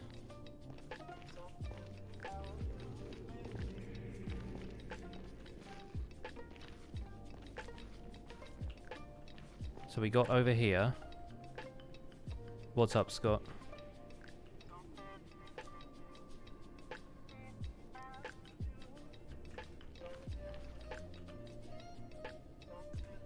I mean, kind of itching to go and get my stuff back, but sure.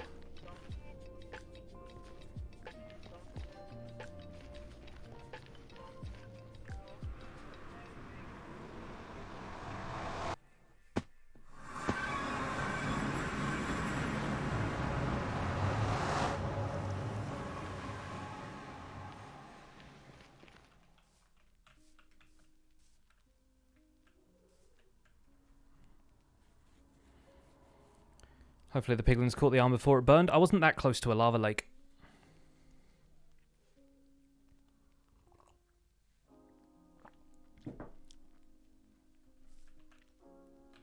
Hello. Hello. I'm bringing food so you don't starve and die. Thanks. I got some steak, but I appreciate it. I can make steak sandwiches now. I didn't know how much you would need because you didn't have things. Cheers. I know. I really appreciate it. Thanks. Welcome. Bye. I'm off to go get killed again. Enjoy. Cheers, Scott. Alright, let me switch that off again. See you later, Milk Dud. Have a good one.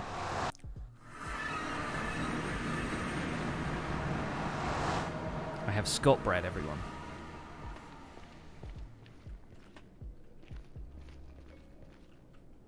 Steak sandwich sounds good, yeah.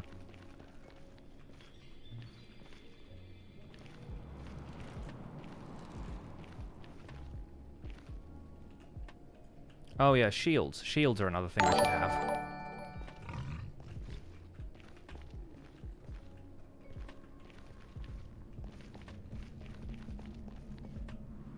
Hey, Wild West Dan, welcome in. Thank you so much for the raid. Hello, friends. Hope you're all having a good one. I'm out here on the Empire's SMP, dying to piglins, as one does.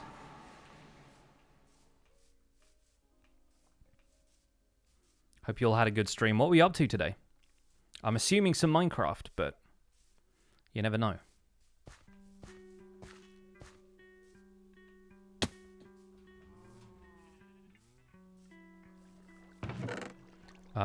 Yeah, I need to grab an iron ingot from somewhere.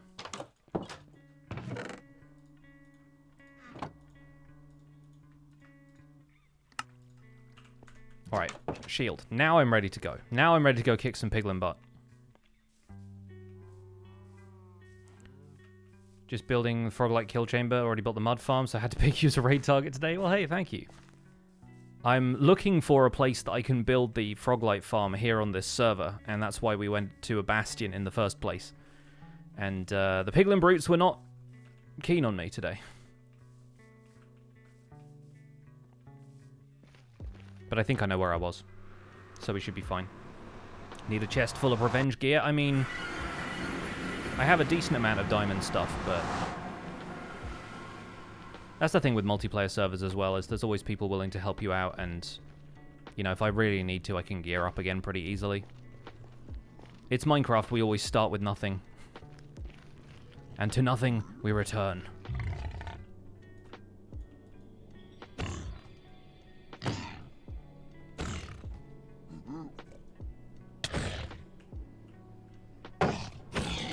This armor is completely unenchanted, though, so I'd prefer not to get into any fights with it if I can possibly avoid that.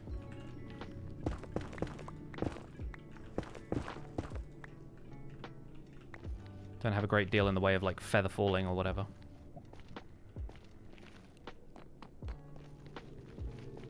So we went out this way. I might grab another warped fungus if I can. Mostly to avoid the hoglins.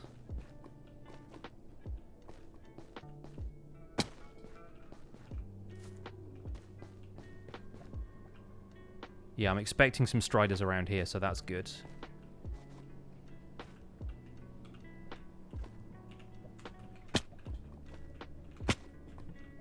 Alright, laddie. Come this way, will you?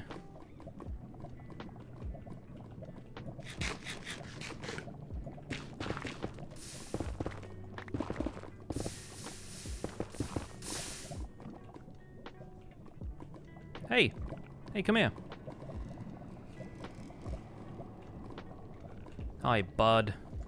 You're my new best friend, you know that? Yeah, alright, off we go. And I believe we were going towards -X.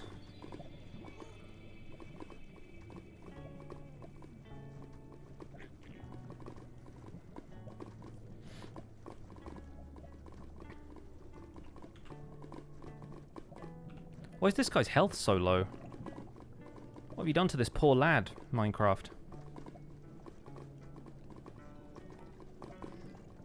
This is one of the most nerve-wracking things in the game. Oh, it's not too bad. The ghasts are going to be a problem, but we'll deal with them if we need to. So that was in a Crimson Forest.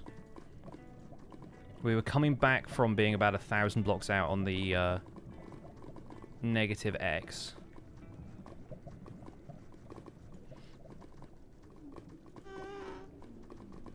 Strider convention going on here? Yeah, always is. Always is near spawn. We'll keep this around just in case. Only other thing is I don't have a bow. So fighting off ghasts is not going to be easy, but luckily that fortress, that bastion, was underneath an overhang. Do you have to kill the strider to get the saddle back? Unfortunately, yes, but saddles are nice and easy to get hold of. You can get them from fishing pretty easily.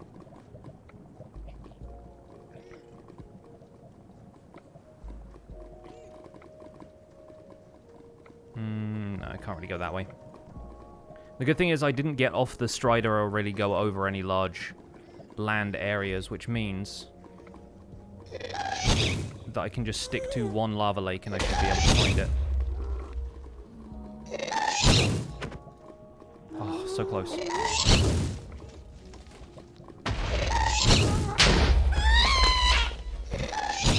Not going to worry about this.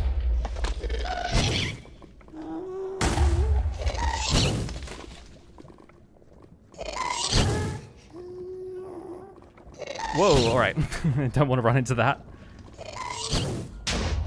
Be a bit of a concern. Keep going. We're fine.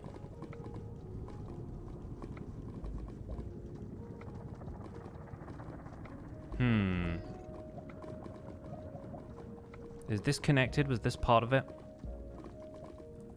I expect I just went around.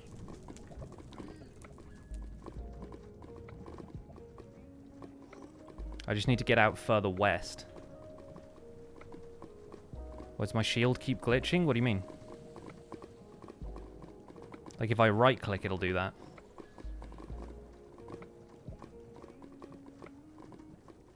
Am I trying to get stuff back? Yeah, I died outside of a bastion.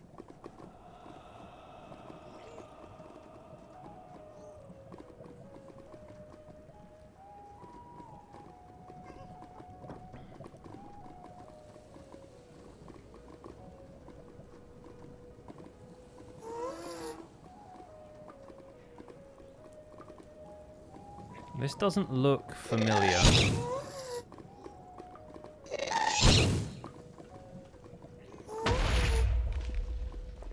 So I don't think I went this way.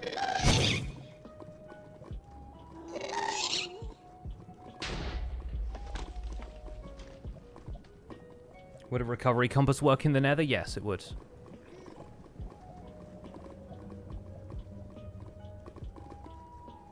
Past the Bastion a little way back before the Crimson Forest.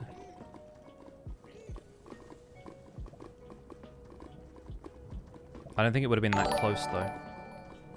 Like, I was on my way back, but I don't think I was there. Large and Brewer, thank you so much for the 3 months. This is all terribly stressful. Yeah, it's fine. If I can't get my stuff back, oh well, you know? There was lava falling down, so probably not. Yeah, I don't think so. I think I might have been further south than this.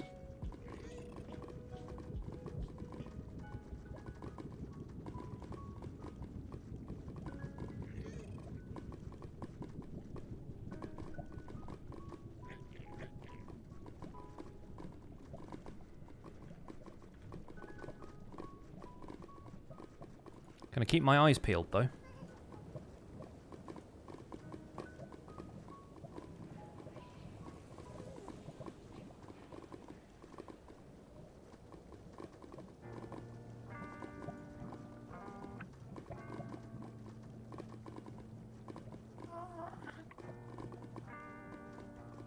There's a skeleton there hanging out with the hoglins.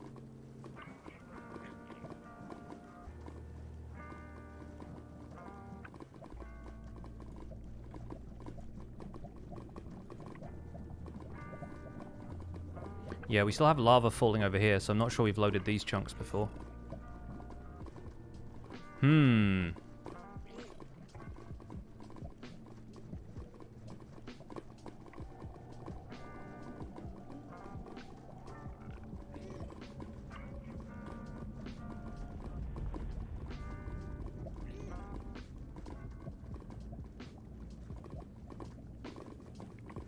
That looks like a dead end. Yeah. How to recover your gear after dying somewhere in the Nether? Yeah, that's the difficult part, is the somewhere. This doesn't lead anywhere.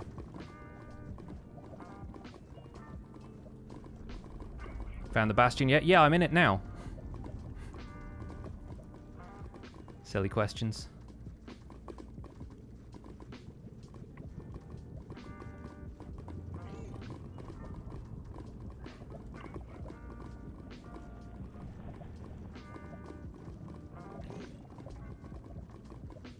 Have I ever slept in the Nether? Yeah, all the time. It's how I get netherite.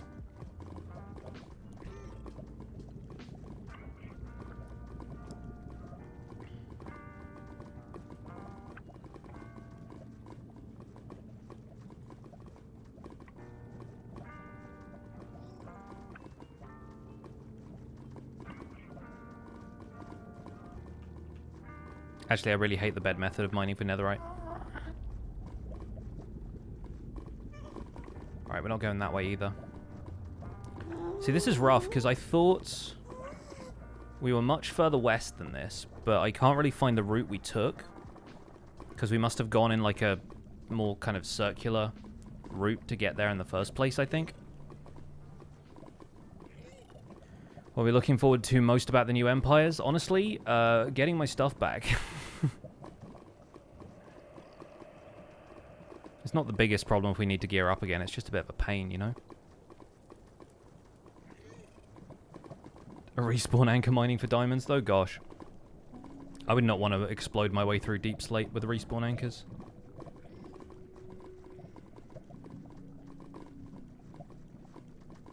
How am I walking on lava? There's these things called striders that they added in Minecraft 1.16. Which are little creatures that help you get across lava lakes. Which is really useful because a lot of the nether terrain is harder to navigate now because of biomes. There's more diverse biomes, they kind of get in the way. Some of the terrain is quite difficult.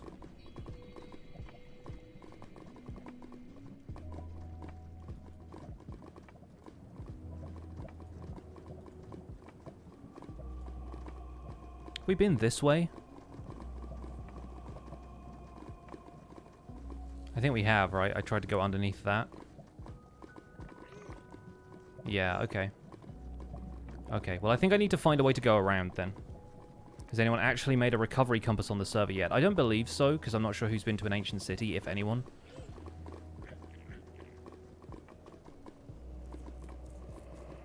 Striders are cute, I agree.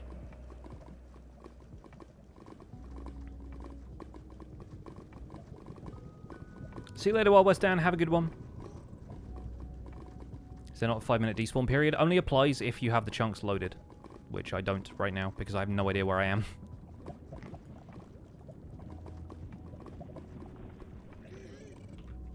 Honestly, while I'm just, like, casually striding around here, I might load up the stream and look at when I died and what the most recent set of coordinates was. I might kind of cheat my way to this.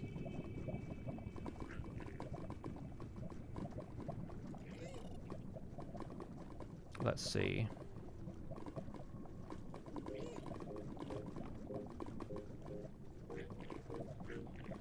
Because I was checking my coordinates just to see, like, where I was occasionally.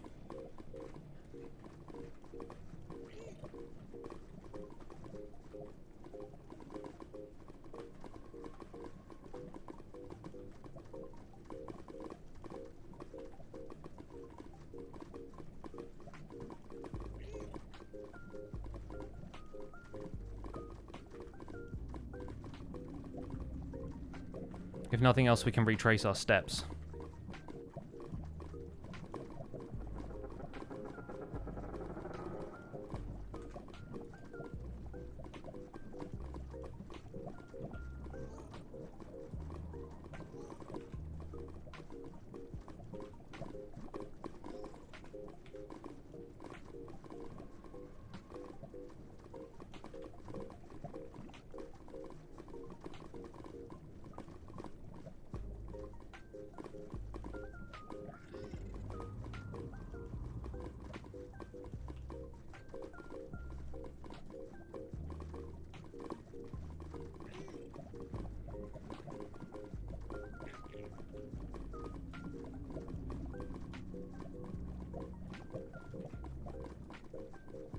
The hopes are Piglins picked up as much stuff as possible so it won't despawn. That and the fact that I don't think I've been anywhere near the Bastion where I died.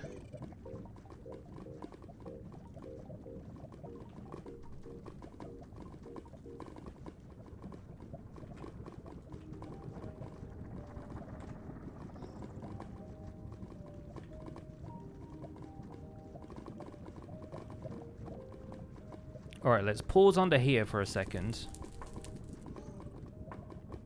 And hope that a ghast doesn't try and shoot me while I try and scroll through my stream to find out what the most recent set of coords I had was.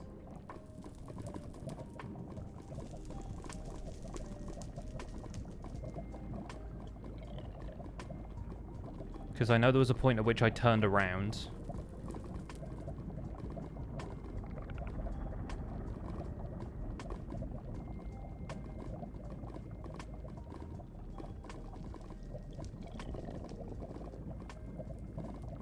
Alright, and then I ran into the...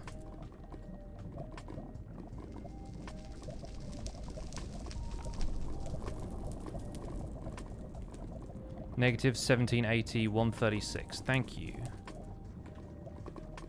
So yeah, I was definitely headed in the right direction. I just don't know how I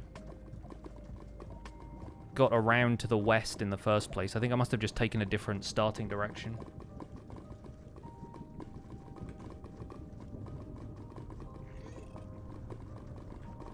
I don't think I went past the Basalt Delta that early.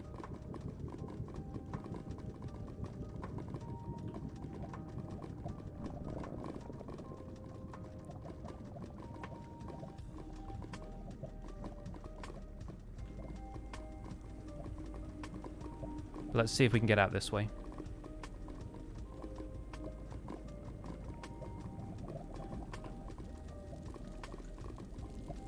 The other good thing about traveling this way is that you don't use much food.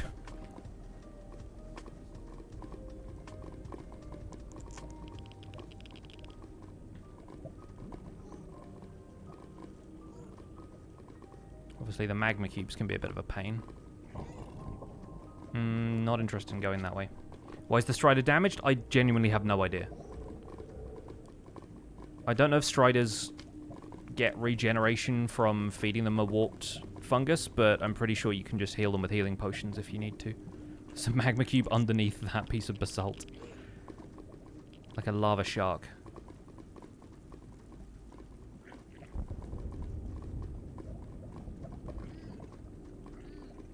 When I go after the chords, do I usually read them at block or XYZ? XYZ, but then I'm... You know... It's never that far off, unless I need to be really precise about things. I know you're supposed to read the block coordinates, because it's where you're standing.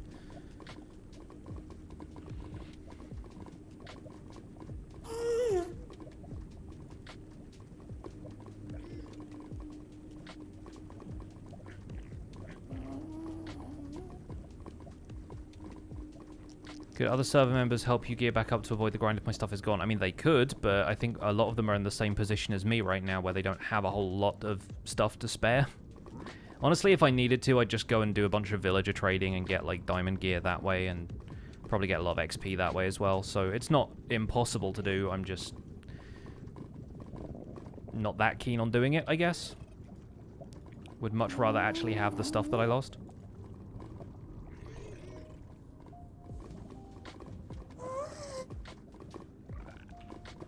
Are we planning on going to the Nether roof? Not really.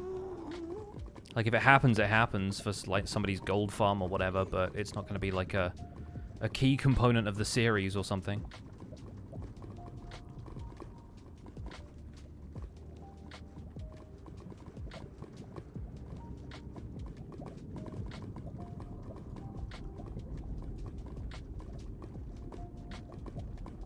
I don't think I ran into any of these biomes this fast, so I must have just gone, like, south or north a pretty long way first.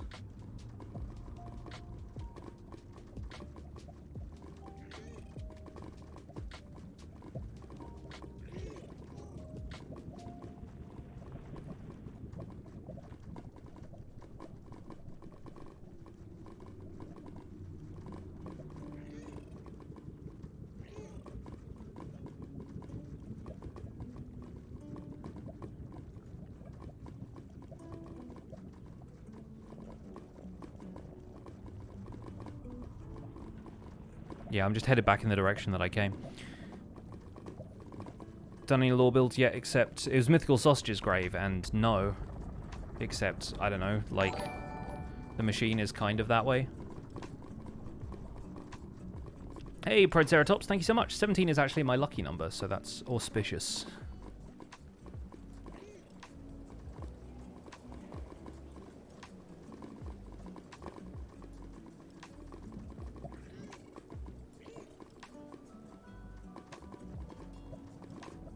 Yeah, we went that way as well. So we may have to go east before we go west. Yes, the Strider gets faster if you right-click the fungus on a stick. It's the same as boosting pigs when you ride them, except it takes a lot less durability and is actually useful. Is it bad using the spectator thing you have in the server to look for your items? I mean, it's bad in the sense that the spectator would load chunks, which would mean I'd have less time to get there.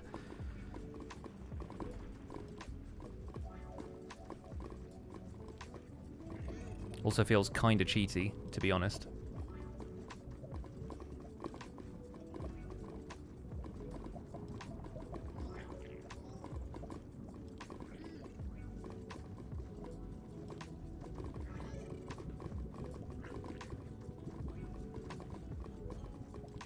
Alright, this looks vaguely promising.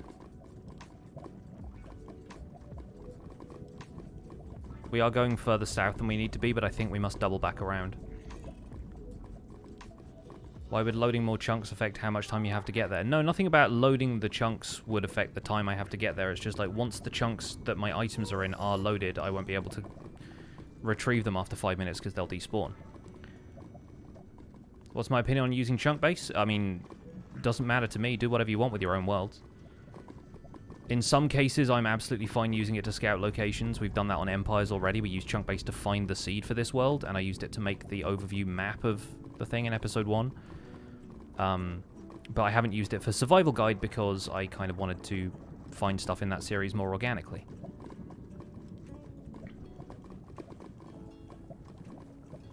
So you should turn your simulation distance down when you lose your items. Pretty much, yeah.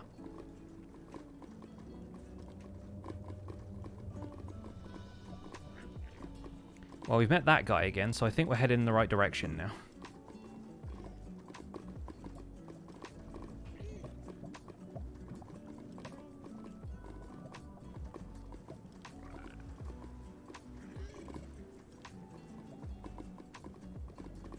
I guess if we have the opportunity to go back further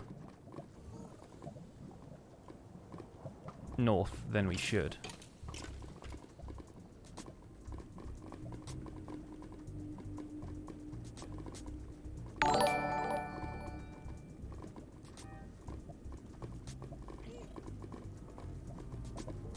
This was the Big Chungus Bastion, not Bastion, Basalt Delta Nether Fortress.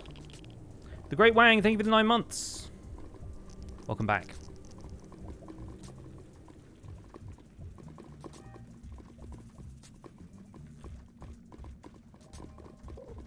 Casual Enderman.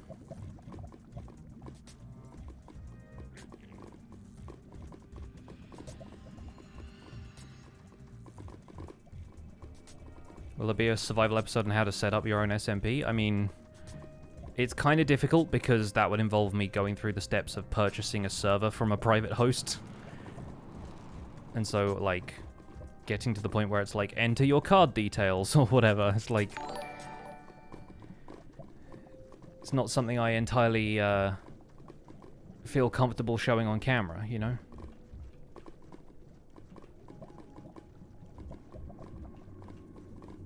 But in terms of setting up like a locally hosted multiplayer server, that's also not something that I know a great deal about, so it's something that I prefer to save for the professionals, the server hosting companies. Okay, so I think this Crimson Forest here is probably the most likely location of our Bastion. And it'll be in one of the like alcoves off to the left-hand side here if it's anywhere. Just use Whip's card details? Yeah, I should do that, right?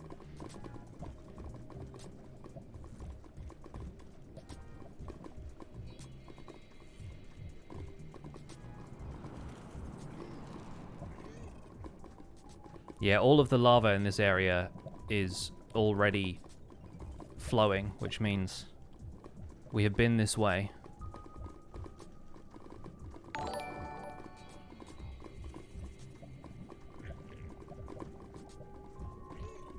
We're definitely headed back towards the right set of coordinates.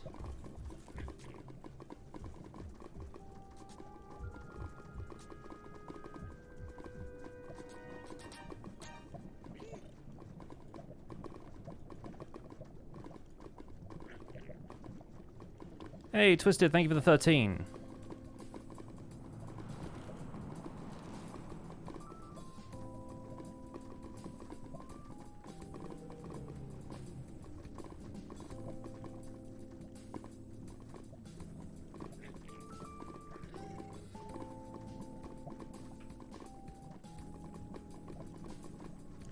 So we kind of went this way.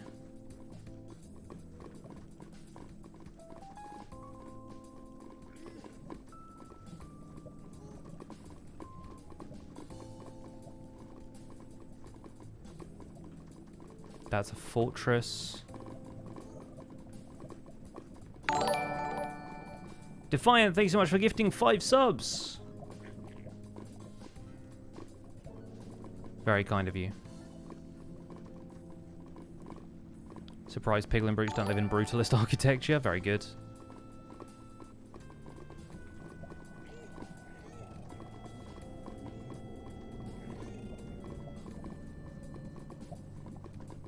Well, my items have despawned by now. Not if the chunks weren't loaded.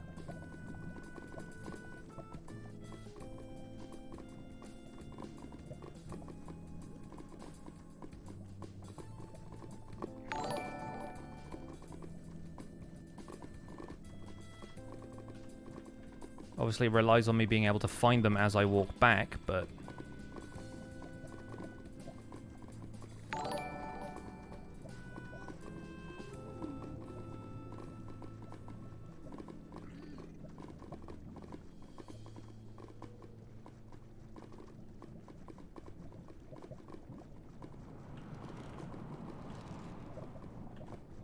I think we might be further this way.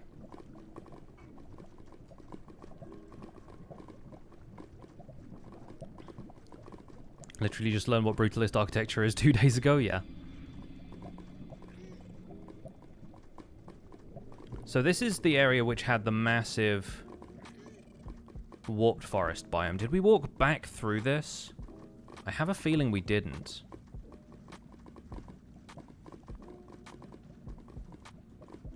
So I think we might still be over here somewhere.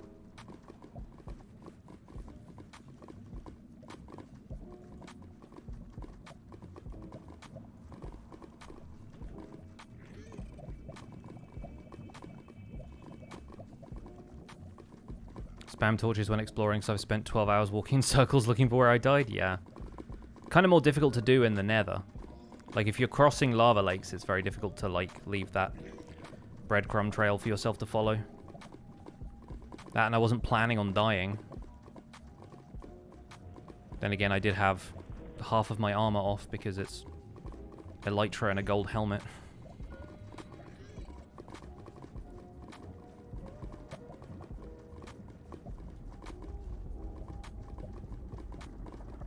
Yeah, look at all of this is lava. So this is about as far out as we got. To about these coordinates, and then I think I turned around. Were we navigating some of this? Did I end up coming through here or something?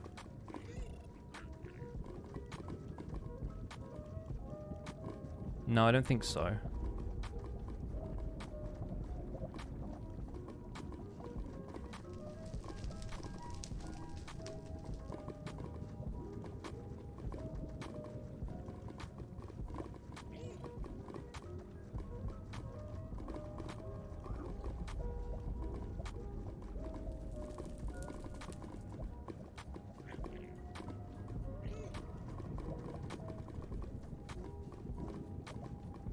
People in the chat telling me to both hurry up and take my time. I'm pretty sure that's the lyrics to a Nirvana song, isn't it?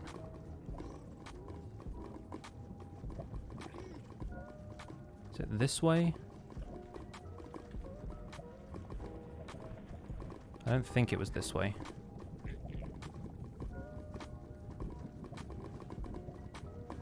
There is some crimson forest here.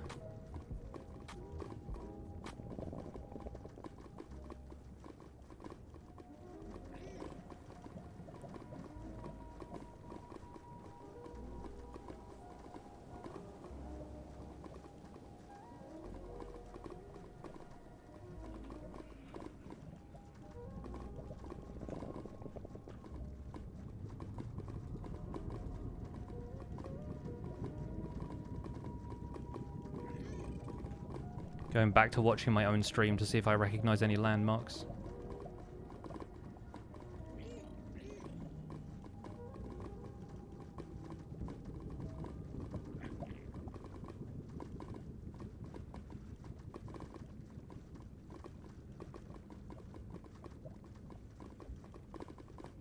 So we saw this Nether fortress, because I commented on that. And so I think we're just beyond this.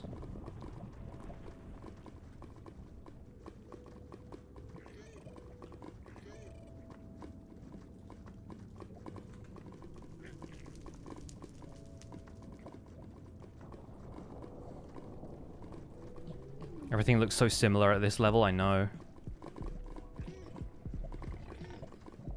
Are we over here?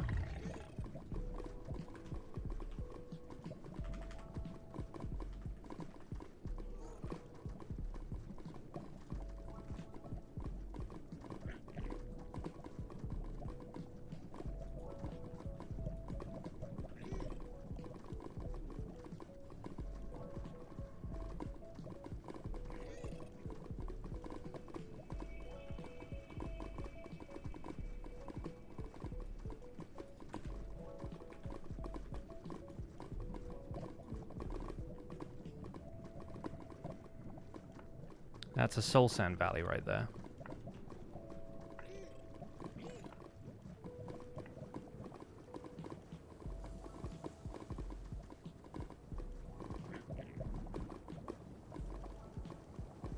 All right, I think I'm finding it. I'm going back through my own stream. Yes. Yes. Now let's see if any of my stuff is still here. The Strider should be. My equipment is still there.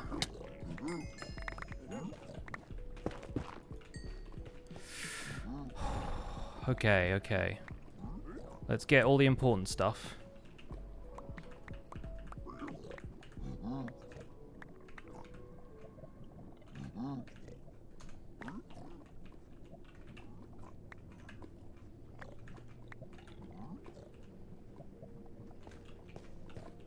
So we've got Piglins wearing all my armor now. Armor and elytra. I have my lava bucket, I have my bundle. Oh, okay.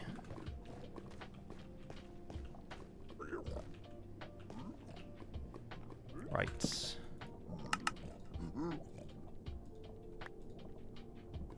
Let's throw that on the ground for a second. I've got 2 of those now.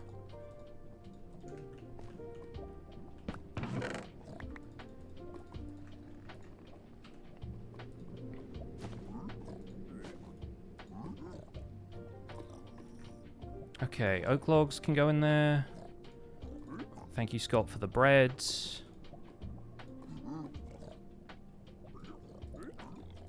Let's at least throw the rest of this stuff in here.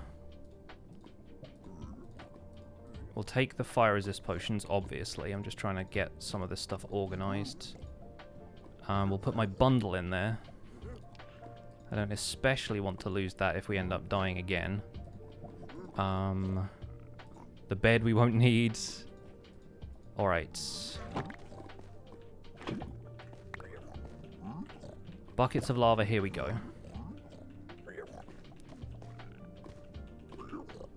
But at least that's my tools.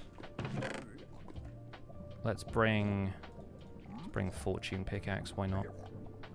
Shouldn't make much of a difference either way.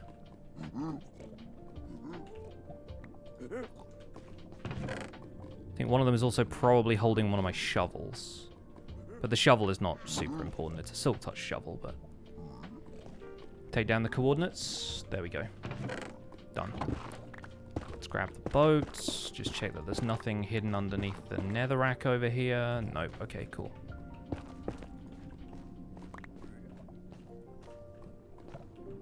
Stridey number 1.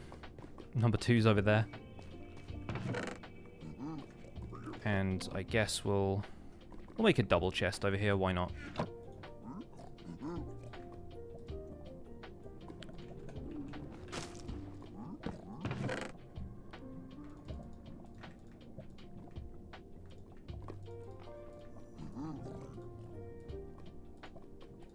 Honestly, I might keep these on me just as panic blocks. Okay, 1 by 1 using boats. That's what we're doing here.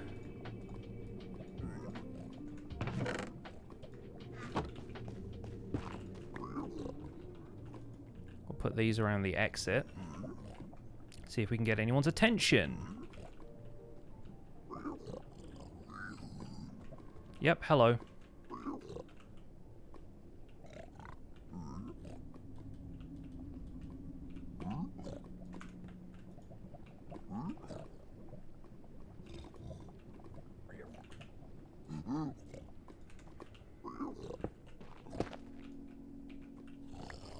Don't know if this guy's going to get in a boat if I just have him run towards me. Or if I need to, like, put the boat down.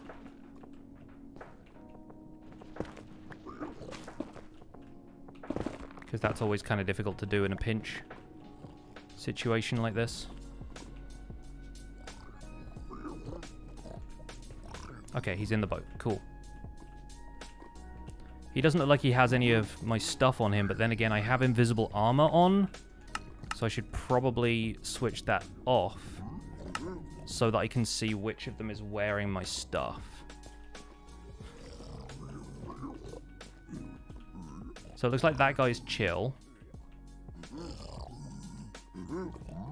Which means...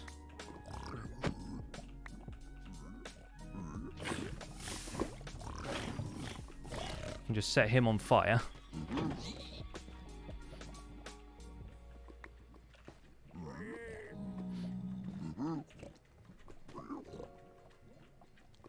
Forgot that drowning him in lava was going to get him out of the boat, but that's fine.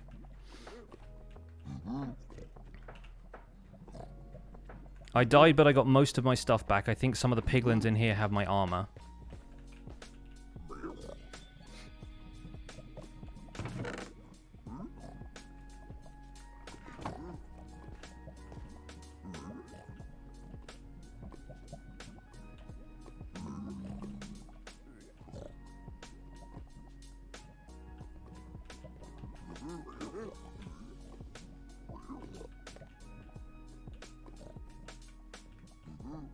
Speaking of which, there's two just like having a meeting up there.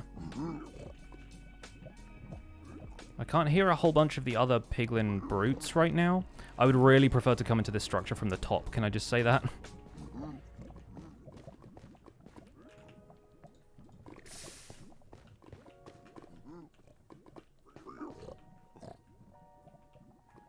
Joel knows all about reclaiming his armor, does he?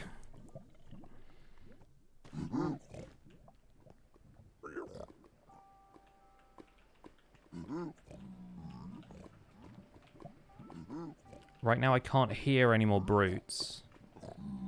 And they won't despawn if they're wearing my armor, so I don't have to be super fast about any of this. Can I dig up the side? I can.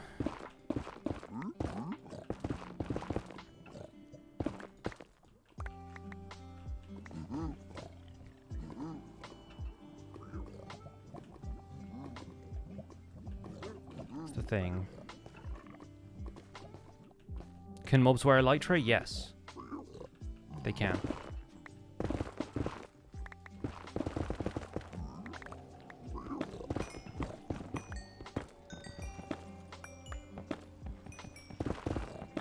Honestly, I'd be fine just chugging a fire resistance potion and letting all the piglins run towards me and die.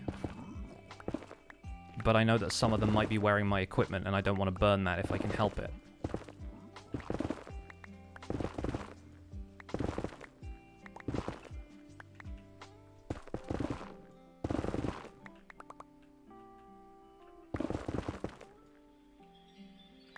Don't think brutes despawn anyways, it's just regular piglins that robbed you. I don't think brutes pick up equipment. I think only regular piglins do that.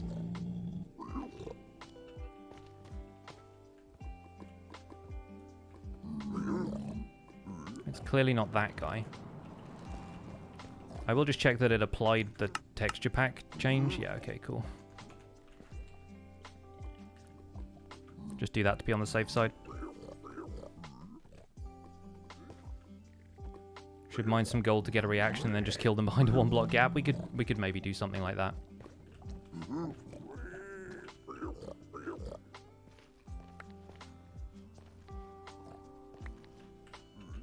Zombified piglins could have, yeah.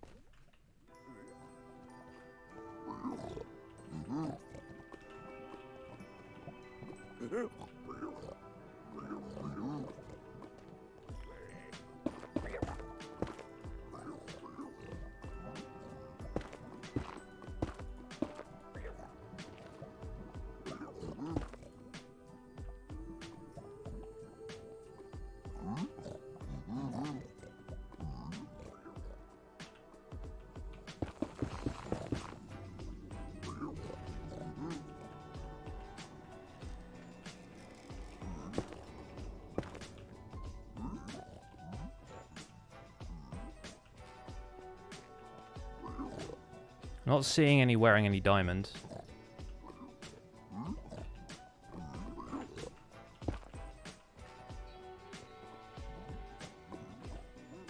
And obviously I'm good for the minute.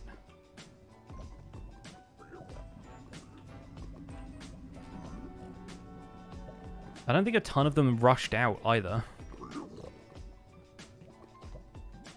I just need to full send. I don't need to full send at all. Like, I find it absurd that, like, all of my armor would have gone in lava, but none of the other stuff did, aside from, like, I can't find my shovel. The piglin was wearing gold boots. I had a gold helmet, I had elytra, and I had diamond leggings and boots.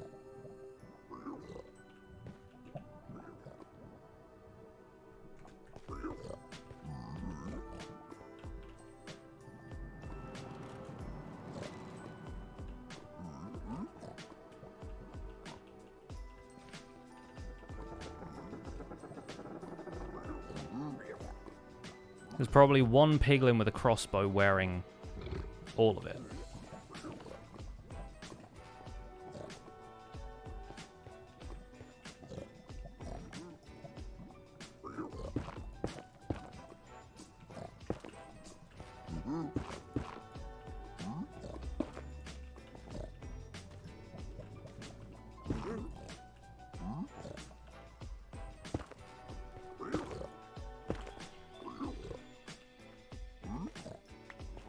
Yeah, like if I make and break a chest over here.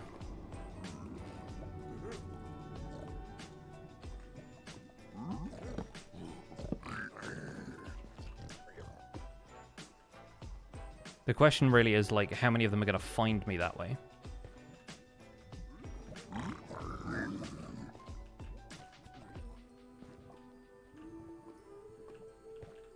The answer is not many. Heard stuff burning when I died, maybe it was that? It might be. I could also just cheat and do this.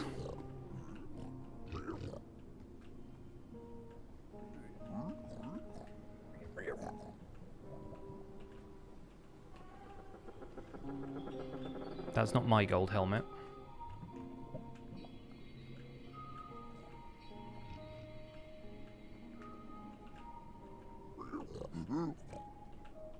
Yeah, I find it absurd that my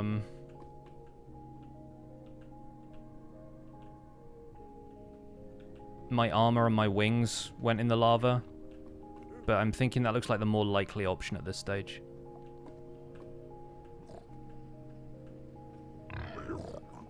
Don't they prefer gold over netherite? I was wearing diamond, but they'll still pick up equipment if it's just lying on the ground. Like, they put iron boots on because it has soul speed.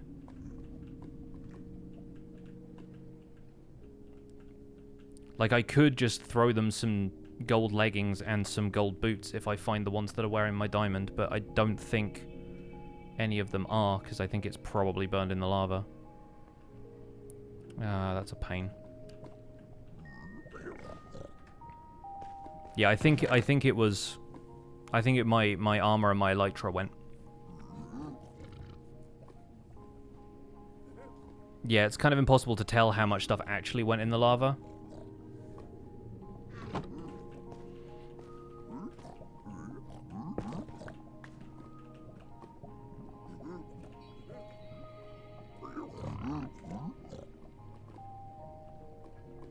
If they're playing hide and seek, yeah, right.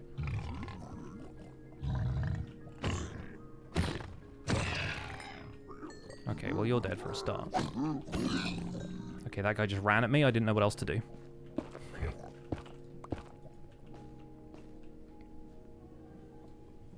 And the rockets? No, I have the rockets. They're here.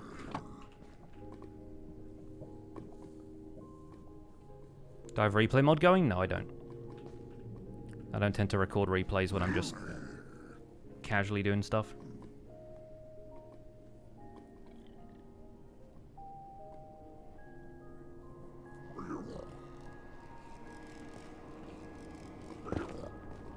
Well, either way, we may as well do a quick bit of exploring in this place.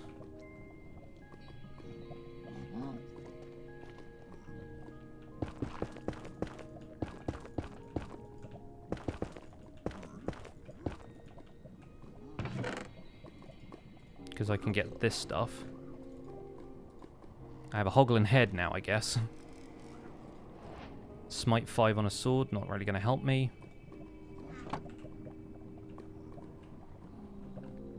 Well, there's a piglin brute around here somewhere, because I can hear it in the subtitles.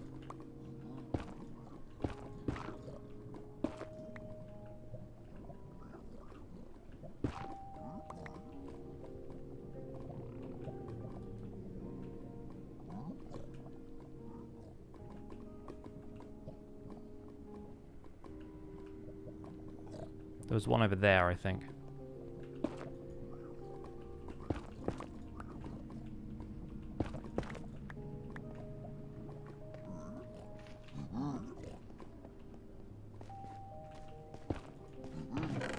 Well, we have some of that now.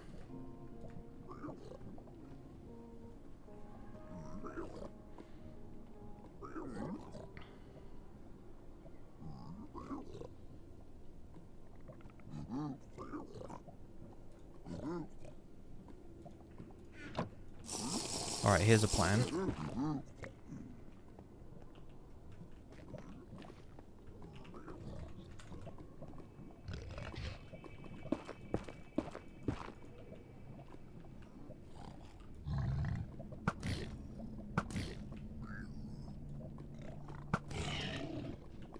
Hi.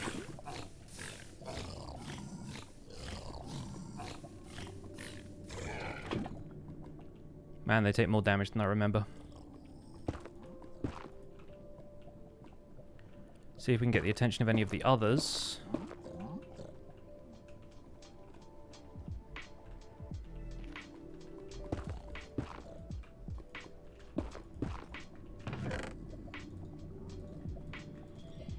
Don't really need the obsidian.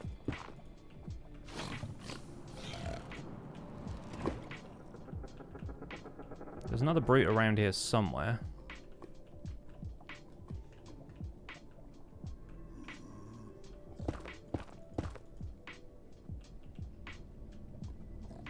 In there somewhere.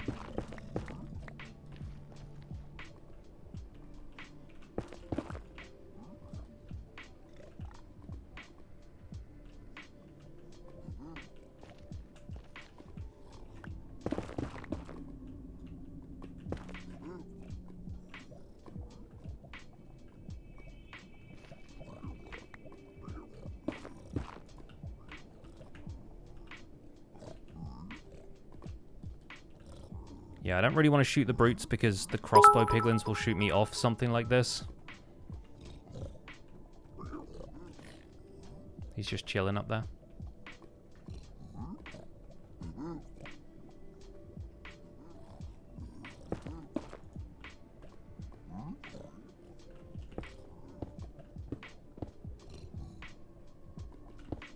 Oh, there's one right here.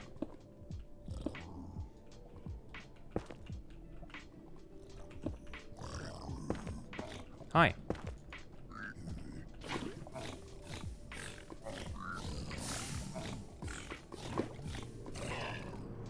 We're going to make a frog-like farm in Empires as well. That's the idea. That's why we're out here looking for bastions in the first place.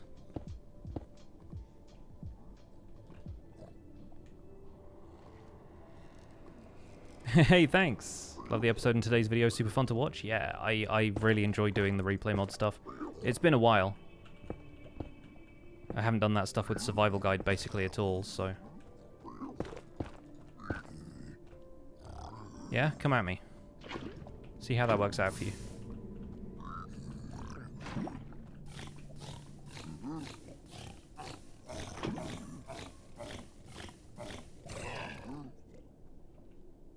What are my plans for Empires? Watch my first episode and then you'll know all about my place.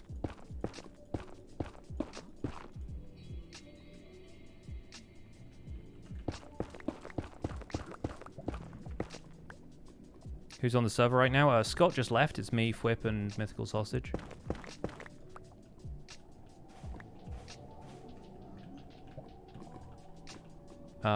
Right. Any more brutes? There's a couple of hoglins just in awkward places.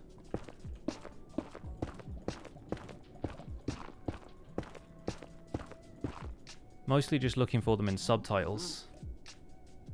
But I think we might be clear out here at least, and then the ramparts is going to have a couple of them, but...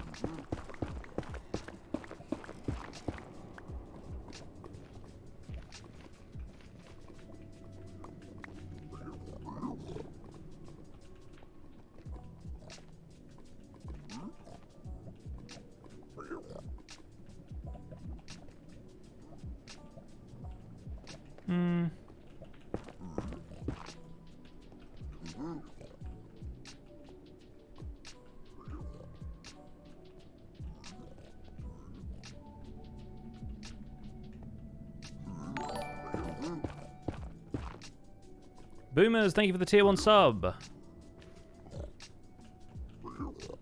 Brand new sub to the channel. Enjoy your emotes and your sub badge. Welcome to the Pixels. Happy to have you.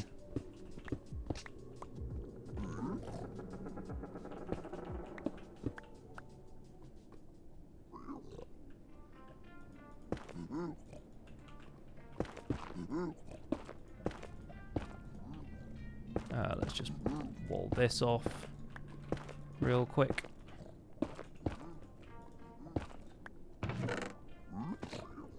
Still nothing too special. Honestly, I'll take the bone blocks at this stage because having an amount of bone meal is going to be quite nice.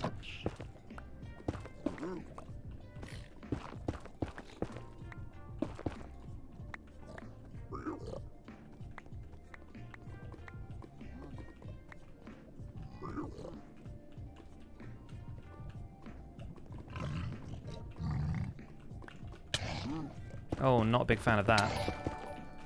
Oh, thanks for the lift, though. That is the Hoglin damage boost.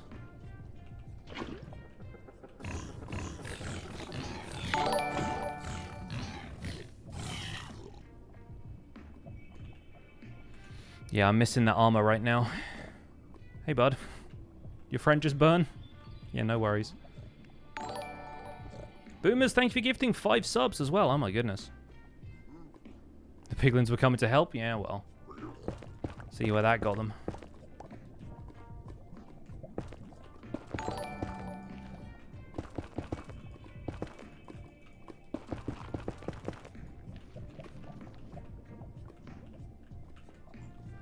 Oh, I hear piglin brute.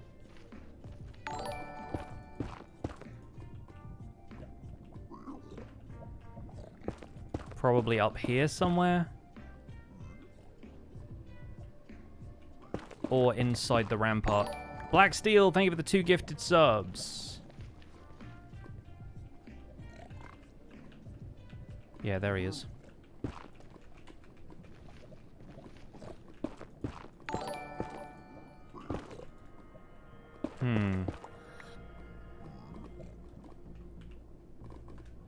See, with a minute of fire resistance left, I'm kind of tempted to just do this. Nothing to worry about.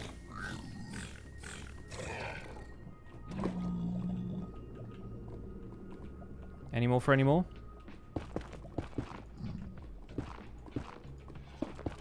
I mean, it's laughable, really. Soul speeds.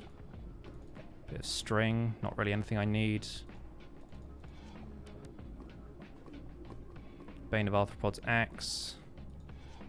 I think, honestly, the obsidian is the best loot in here.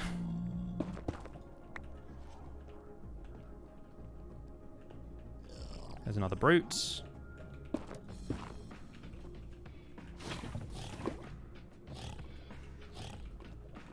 I'm still here.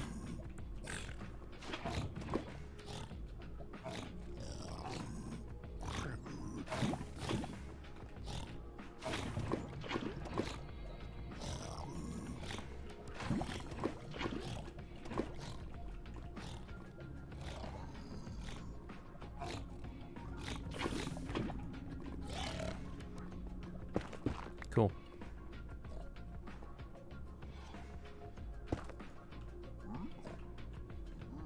Alright, you're going to be chill. That's where all the gold is. That leads to the back. This is the way up to the ramparts.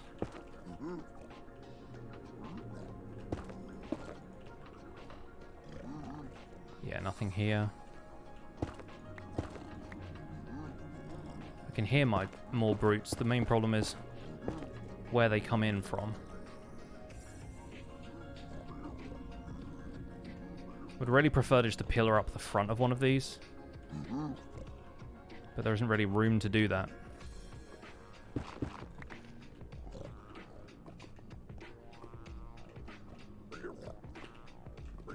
Swap one of these. Just in case.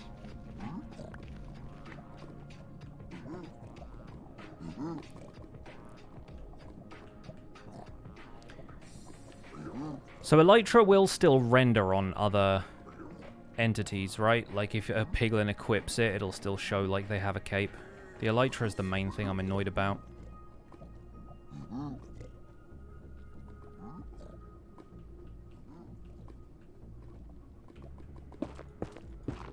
What do I think of Minecraft Legends? It looks alright. I've not really played a game of that genre before, so I'm kind of curious what the gameplay is like, but I have no complaints about how it looks so far.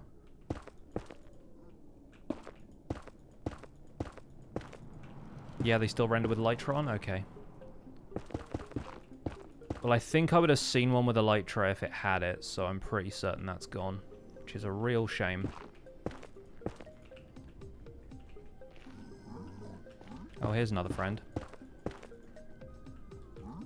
He's just inside of there.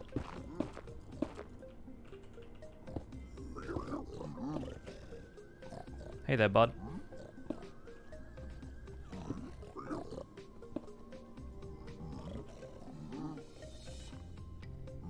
Yeah, I'm going to ignore them. Might not have that luxury on the way down, but... Hi.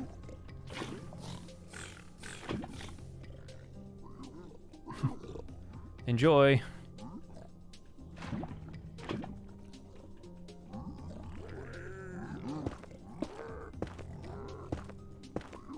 If they have gold armor and an Elytra with the Elytra show, yeah, it would.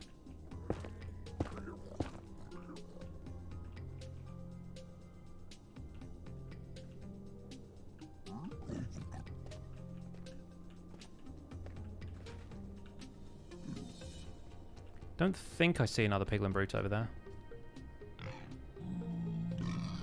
Not the biggest fan of all of the other activity, though.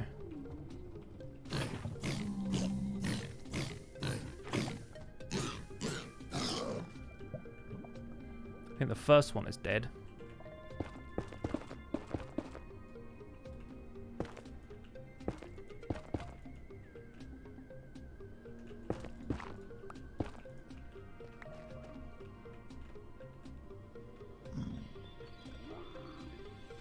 Alright, let's do this the somewhat smart way.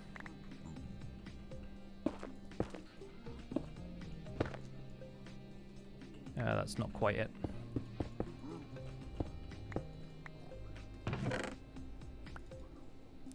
There's our first debris.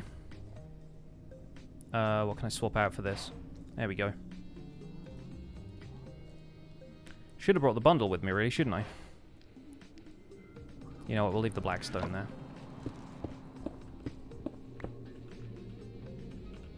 Can probably grab the next chest from here. Gilded blackstone, more golden carrots, soul speed 1 again. Not my favorite. The arrows. I brought the arrows with me, but not the bow. Oh wait, no, I do have the bow. I tell a lie.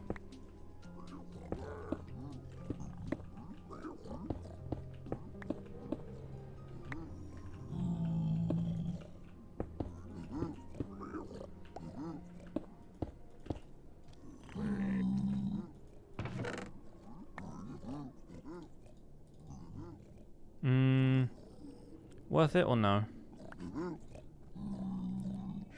Kind of yes, kind of no. 50-50.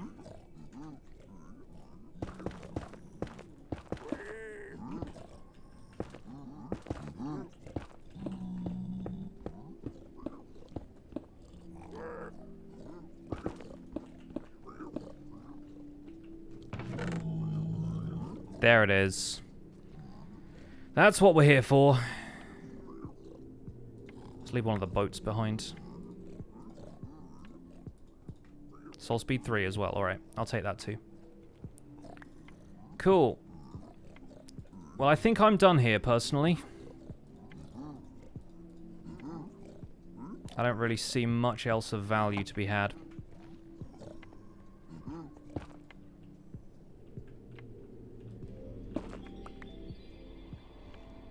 So I think I'm calling it there.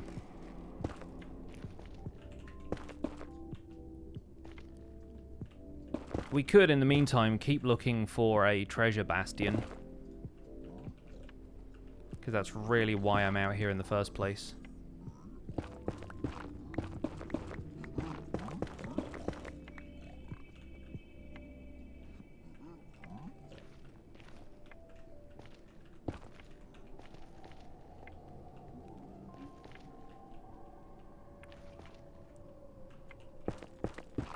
Proper armor the way to go first? Yeah, probably.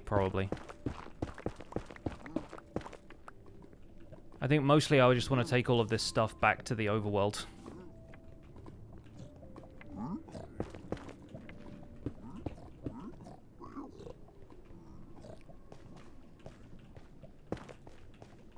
Alright, so let's drop some of this stuff off and see what we can condense.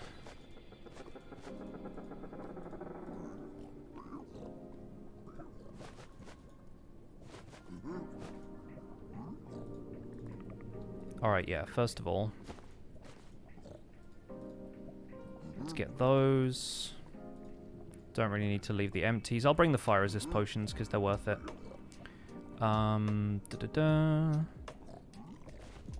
The stuff that's slightly more valuable. Obviously the pickaxes. Man, I'm so annoyed about my elytra.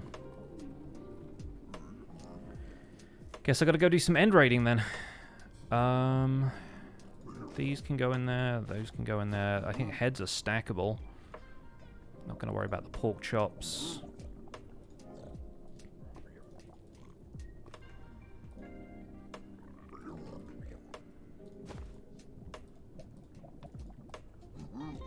$10 crying obsidian.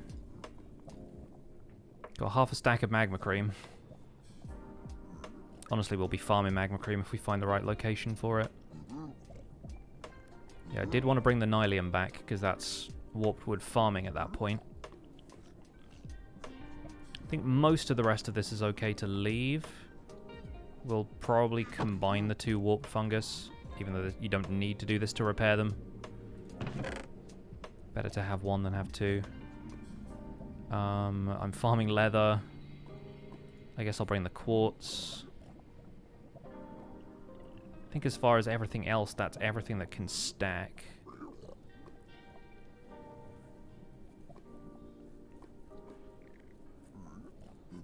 What happened to the elytra? I think it burned in lava. I think my boots, leggings, and my elytra all burned in lava, along with my shovel, probably, because I'm not seeing it on any of the piglins in there, and everything else seems to have survived. Which is not the worst case scenario, to be perfectly honest. Yeah, I was not hoping it would go this way, obviously, but nobody ever does, right?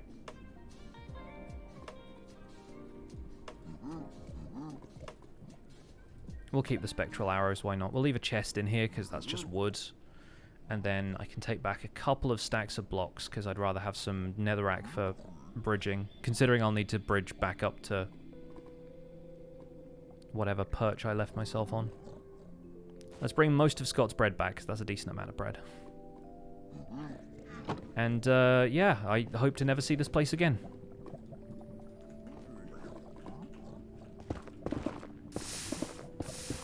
Let's go home, Stridey McStrides.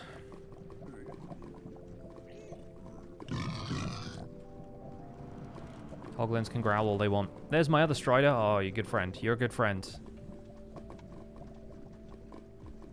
Alright, well, folks, that was more concentration than I expected. Thank you all for bearing with me, and I'm glad we got at least most of my enchanted tools back.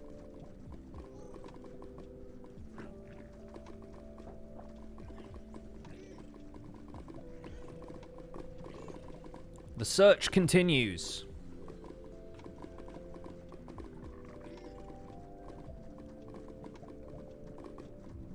Oh, hilarious. I don't think there's going to be anything in here worth taking, but we may as well check. Yeah, nothing really worth taking. A mending chest plate. I'll take the obsidian. Oh wait, no, I can't. My bundle is full. Not to worry. We'll leave the obsidian there.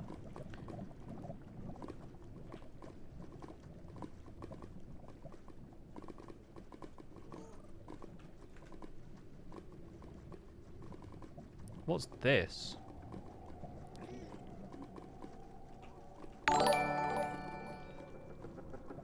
Oh, that's another Hoglin stables. I think that's probably one of the ones we already saw.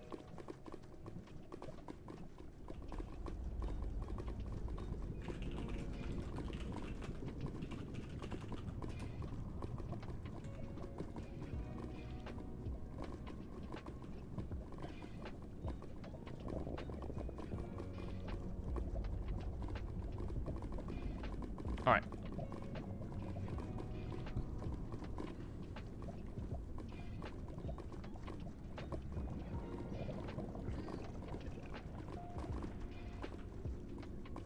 Cool. There are bundles in games since we added a data pack for them. Should have raided that Bastion, really. That one would have been easier. Not going to worry about that now. I was more thinking, this one's out in the open. I can leave that for anybody else who feels like raiding a Bastion, and this other one's kind of secluded and out of the way.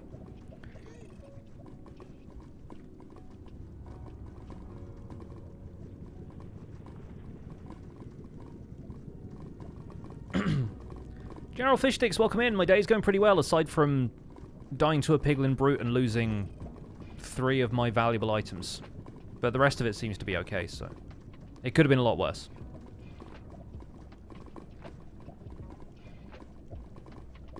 Tips of finding a nether fortress. You've tried Striders, you've tried 100 blocks in every direction. You need to go further than that. You need to go further than that. The regions around the center of the nether usually have structures in, so if you can't find one going in like the negative coordinate range, so like negative x, negative z, then loop back around and try and look in positive X, positive Z, or negative X, positive Z, or negative Z, positive X.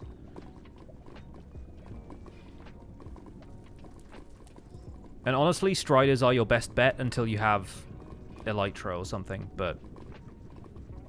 I mean, if you're open to looking that stuff up on Chunk Base or whatever, then that's another option. Do /locate if it's your world and you just want to get on with the game and find a fortress. But obviously that differs depending on whether it's a server and whether you feel comfortable cheating or whatever. If you're on Bedrock, I know that's not really an option, but... Did I lose my Elytra? I did, yeah. I did. Not the biggest deal, but kind of a pain. There's already a couple of netherrack bridges over there. I expect somebody might have raided this bastion already.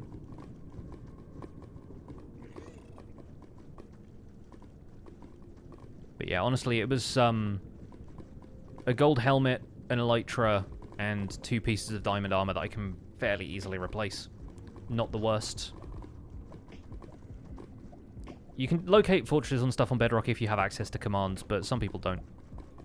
If you want to keep achievements enabled in your world, if you're playing on Xbox or whatever, like it's harder to do /locate on console, you know?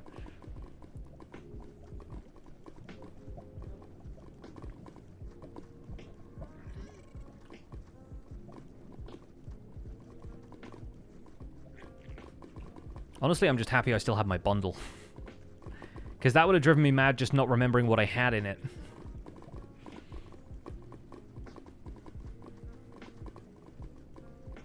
Is everyone just doing their own thing now? Yeah. I mean, Fwhip and Sausage are online. I think Fwhip's waiting for me to get offline so that he can update some of the mods. Or one mod in particular needs an update. Let's try going through this way. I hate these tight spaces when you're on a Strider, because you always end up suffocating in the ceiling.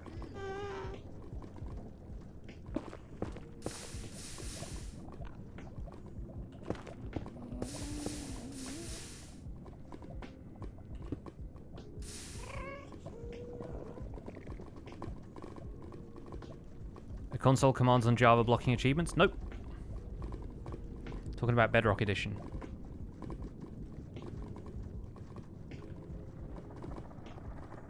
I don't think I can go this way anyway. It's kind of pointless. Are spiders incapable of walking on the stair side of stairs? No, no, no. Absolutely. They get stuck in stairs half the time. But the spiders aren't anywhere near the wall. The stairs are there to prevent skulk from growing up there. Because you don't get even, like, skulk vein on the front side of stairs. I've started trying to figure out how to skulk-proof some areas of it which are, potentially spreadable because that prevents the skulk blocks from generating inside the farm. And skulk blocks can apparently carry the charge to places outside of the farm, so I'm having to be a bit more careful about where I place convertible blocks in the nearby area. Yeah, skulk is just a set of mechanics I'm not all that familiar with yet, and I'm learning by experimentation rather than by watching anyone else's videos about it, so...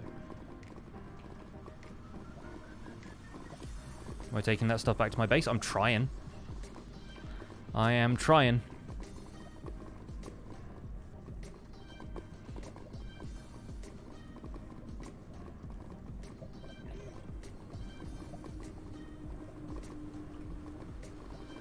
Oh yeah, this is our nether fortress that I thought, hey, what if we could get the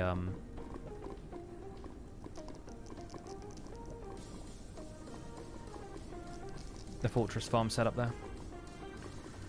Will I do a tutorial about how to make the machine on Survival Guide? I mean, maybe, but I don't have... Like, I don't want to turn my current triple spider spawner from Survival Guide into a skulk farm, even though it's probably the more convenient place to do the same style of farm. But I plan on doing some other stuff with skulk in general, so...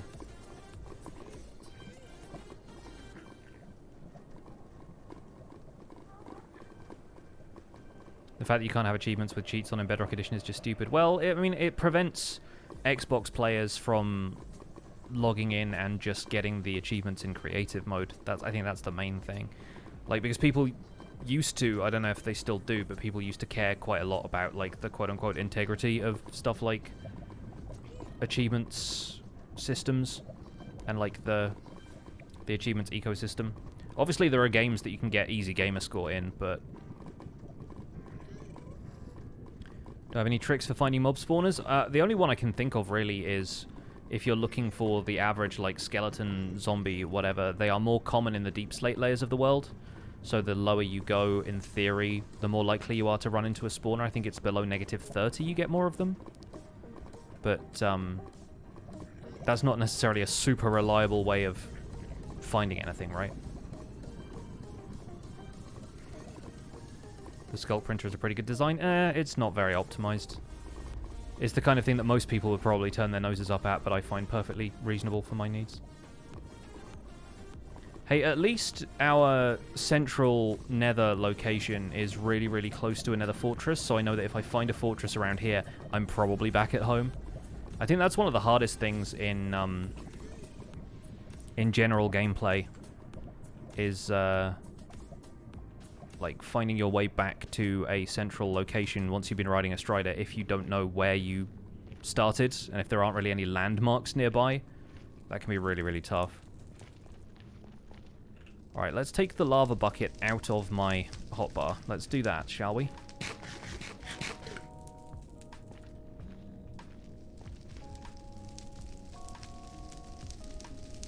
Is it true that jagged peaks and frozen peaks have a high chance of having deep dark underneath? So yeah, the deep dark apparently is based on terrain height and terrain erosion.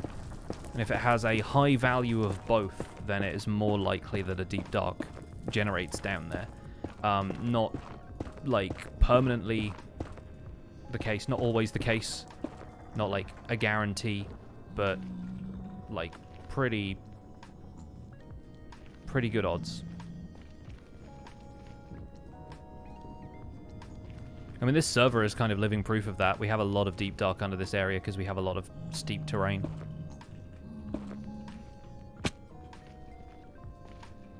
Lot of deep dark. Anyway, my portal's up at like 100 and something. So I really need to be up here. Terrain erosion, yeah, which is basically just how cavey the whole place is. Which isn't always a super easy thing to measure, but there's apparently, like, if you go to the F3 screen in the overworld, there is a parameter there that will show you the erosion of the terrain. I think it is just under an E value or something. This is my looting sword. Thank goodness I still have a looting sword. Yeah, okay, cool. That'll do. And I think this leads back up to my portal.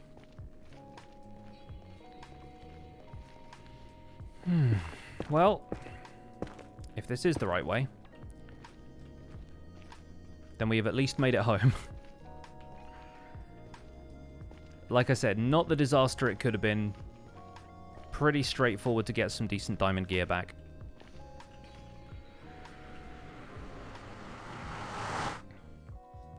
Don't think there's a specific rule for dungeons being low, but they require cave openings, and there are more of those lower down with new cave generation. Yeah, it's something like that. Like, I'm not up on all of the exact ways of saying that. I kind of memorized the layman's terms for most of that stuff, and that's really as far as it goes for me. But hey, we got our first piece of ancient debris. Not in the way I get the majority of my ancient debris, but it's still nice that we have it.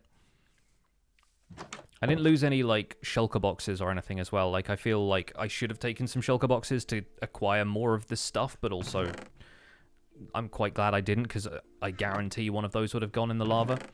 We'll throw the fire resist potions in here for now. I have some golden carrots, which is my first time having golden carrots. We'll put the Scott bread in there as well.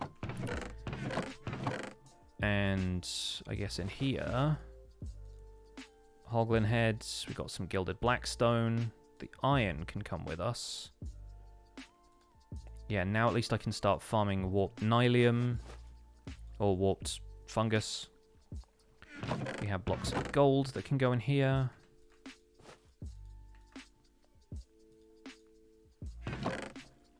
And then where did I tend to put... Oh yeah, obsidian, crying obsidian are in there. Cool. Well, it's been an adventure, chat. It's really been an adventure. That's the best I can say about it, really. But hey, we have 2 buckets of lava now, I guess. Time to start an infinite lava source, Kappa. Now, my British, what gave it away? Let's see. See, I still have my helmet and my chest plate as far as armor set goes, so that could have been a lot worse. We want 7 for leggings, 4 for boots.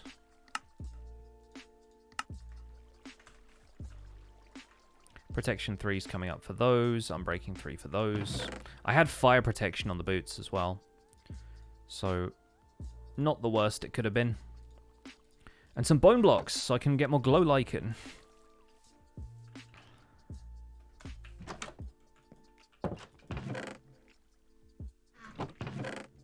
Alright, folks. Productive though the stream has been, I'm going to wrap up there. Because for a start, Whip needs to reset the server to install some mods. And also, I am pretty much done for the moment. I need to upload tomorrow's episode of Survival Guide. Cool. Yeah.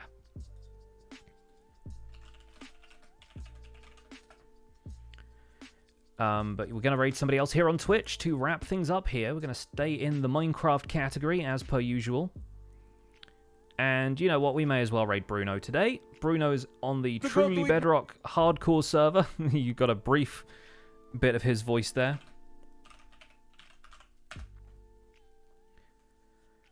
Be on your best behavior. Bruno's a lovely lad. Streamer from Uruguay. Very, very talented guy. Very, very funny. You'll have a great time over there. Thanks for hanging out with me today. I know it's been a roller coaster, but hopefully I didn't give too many of you a heart attack. And I'm looking forward to enchanting some more stuff once the server's back online. In the meantime, thanks for being here. You can use your Pixel Hype emotes and the hashtag PixelRaid to show some love to Bruno. Stay tuned for more action from Empires this weekend, because I should be back on Sunday, at which point I may have built things, so maybe spoilers for next week. We'll see. In the meantime, though, have a good one. I'll see you all soon. Take care. Bye for now.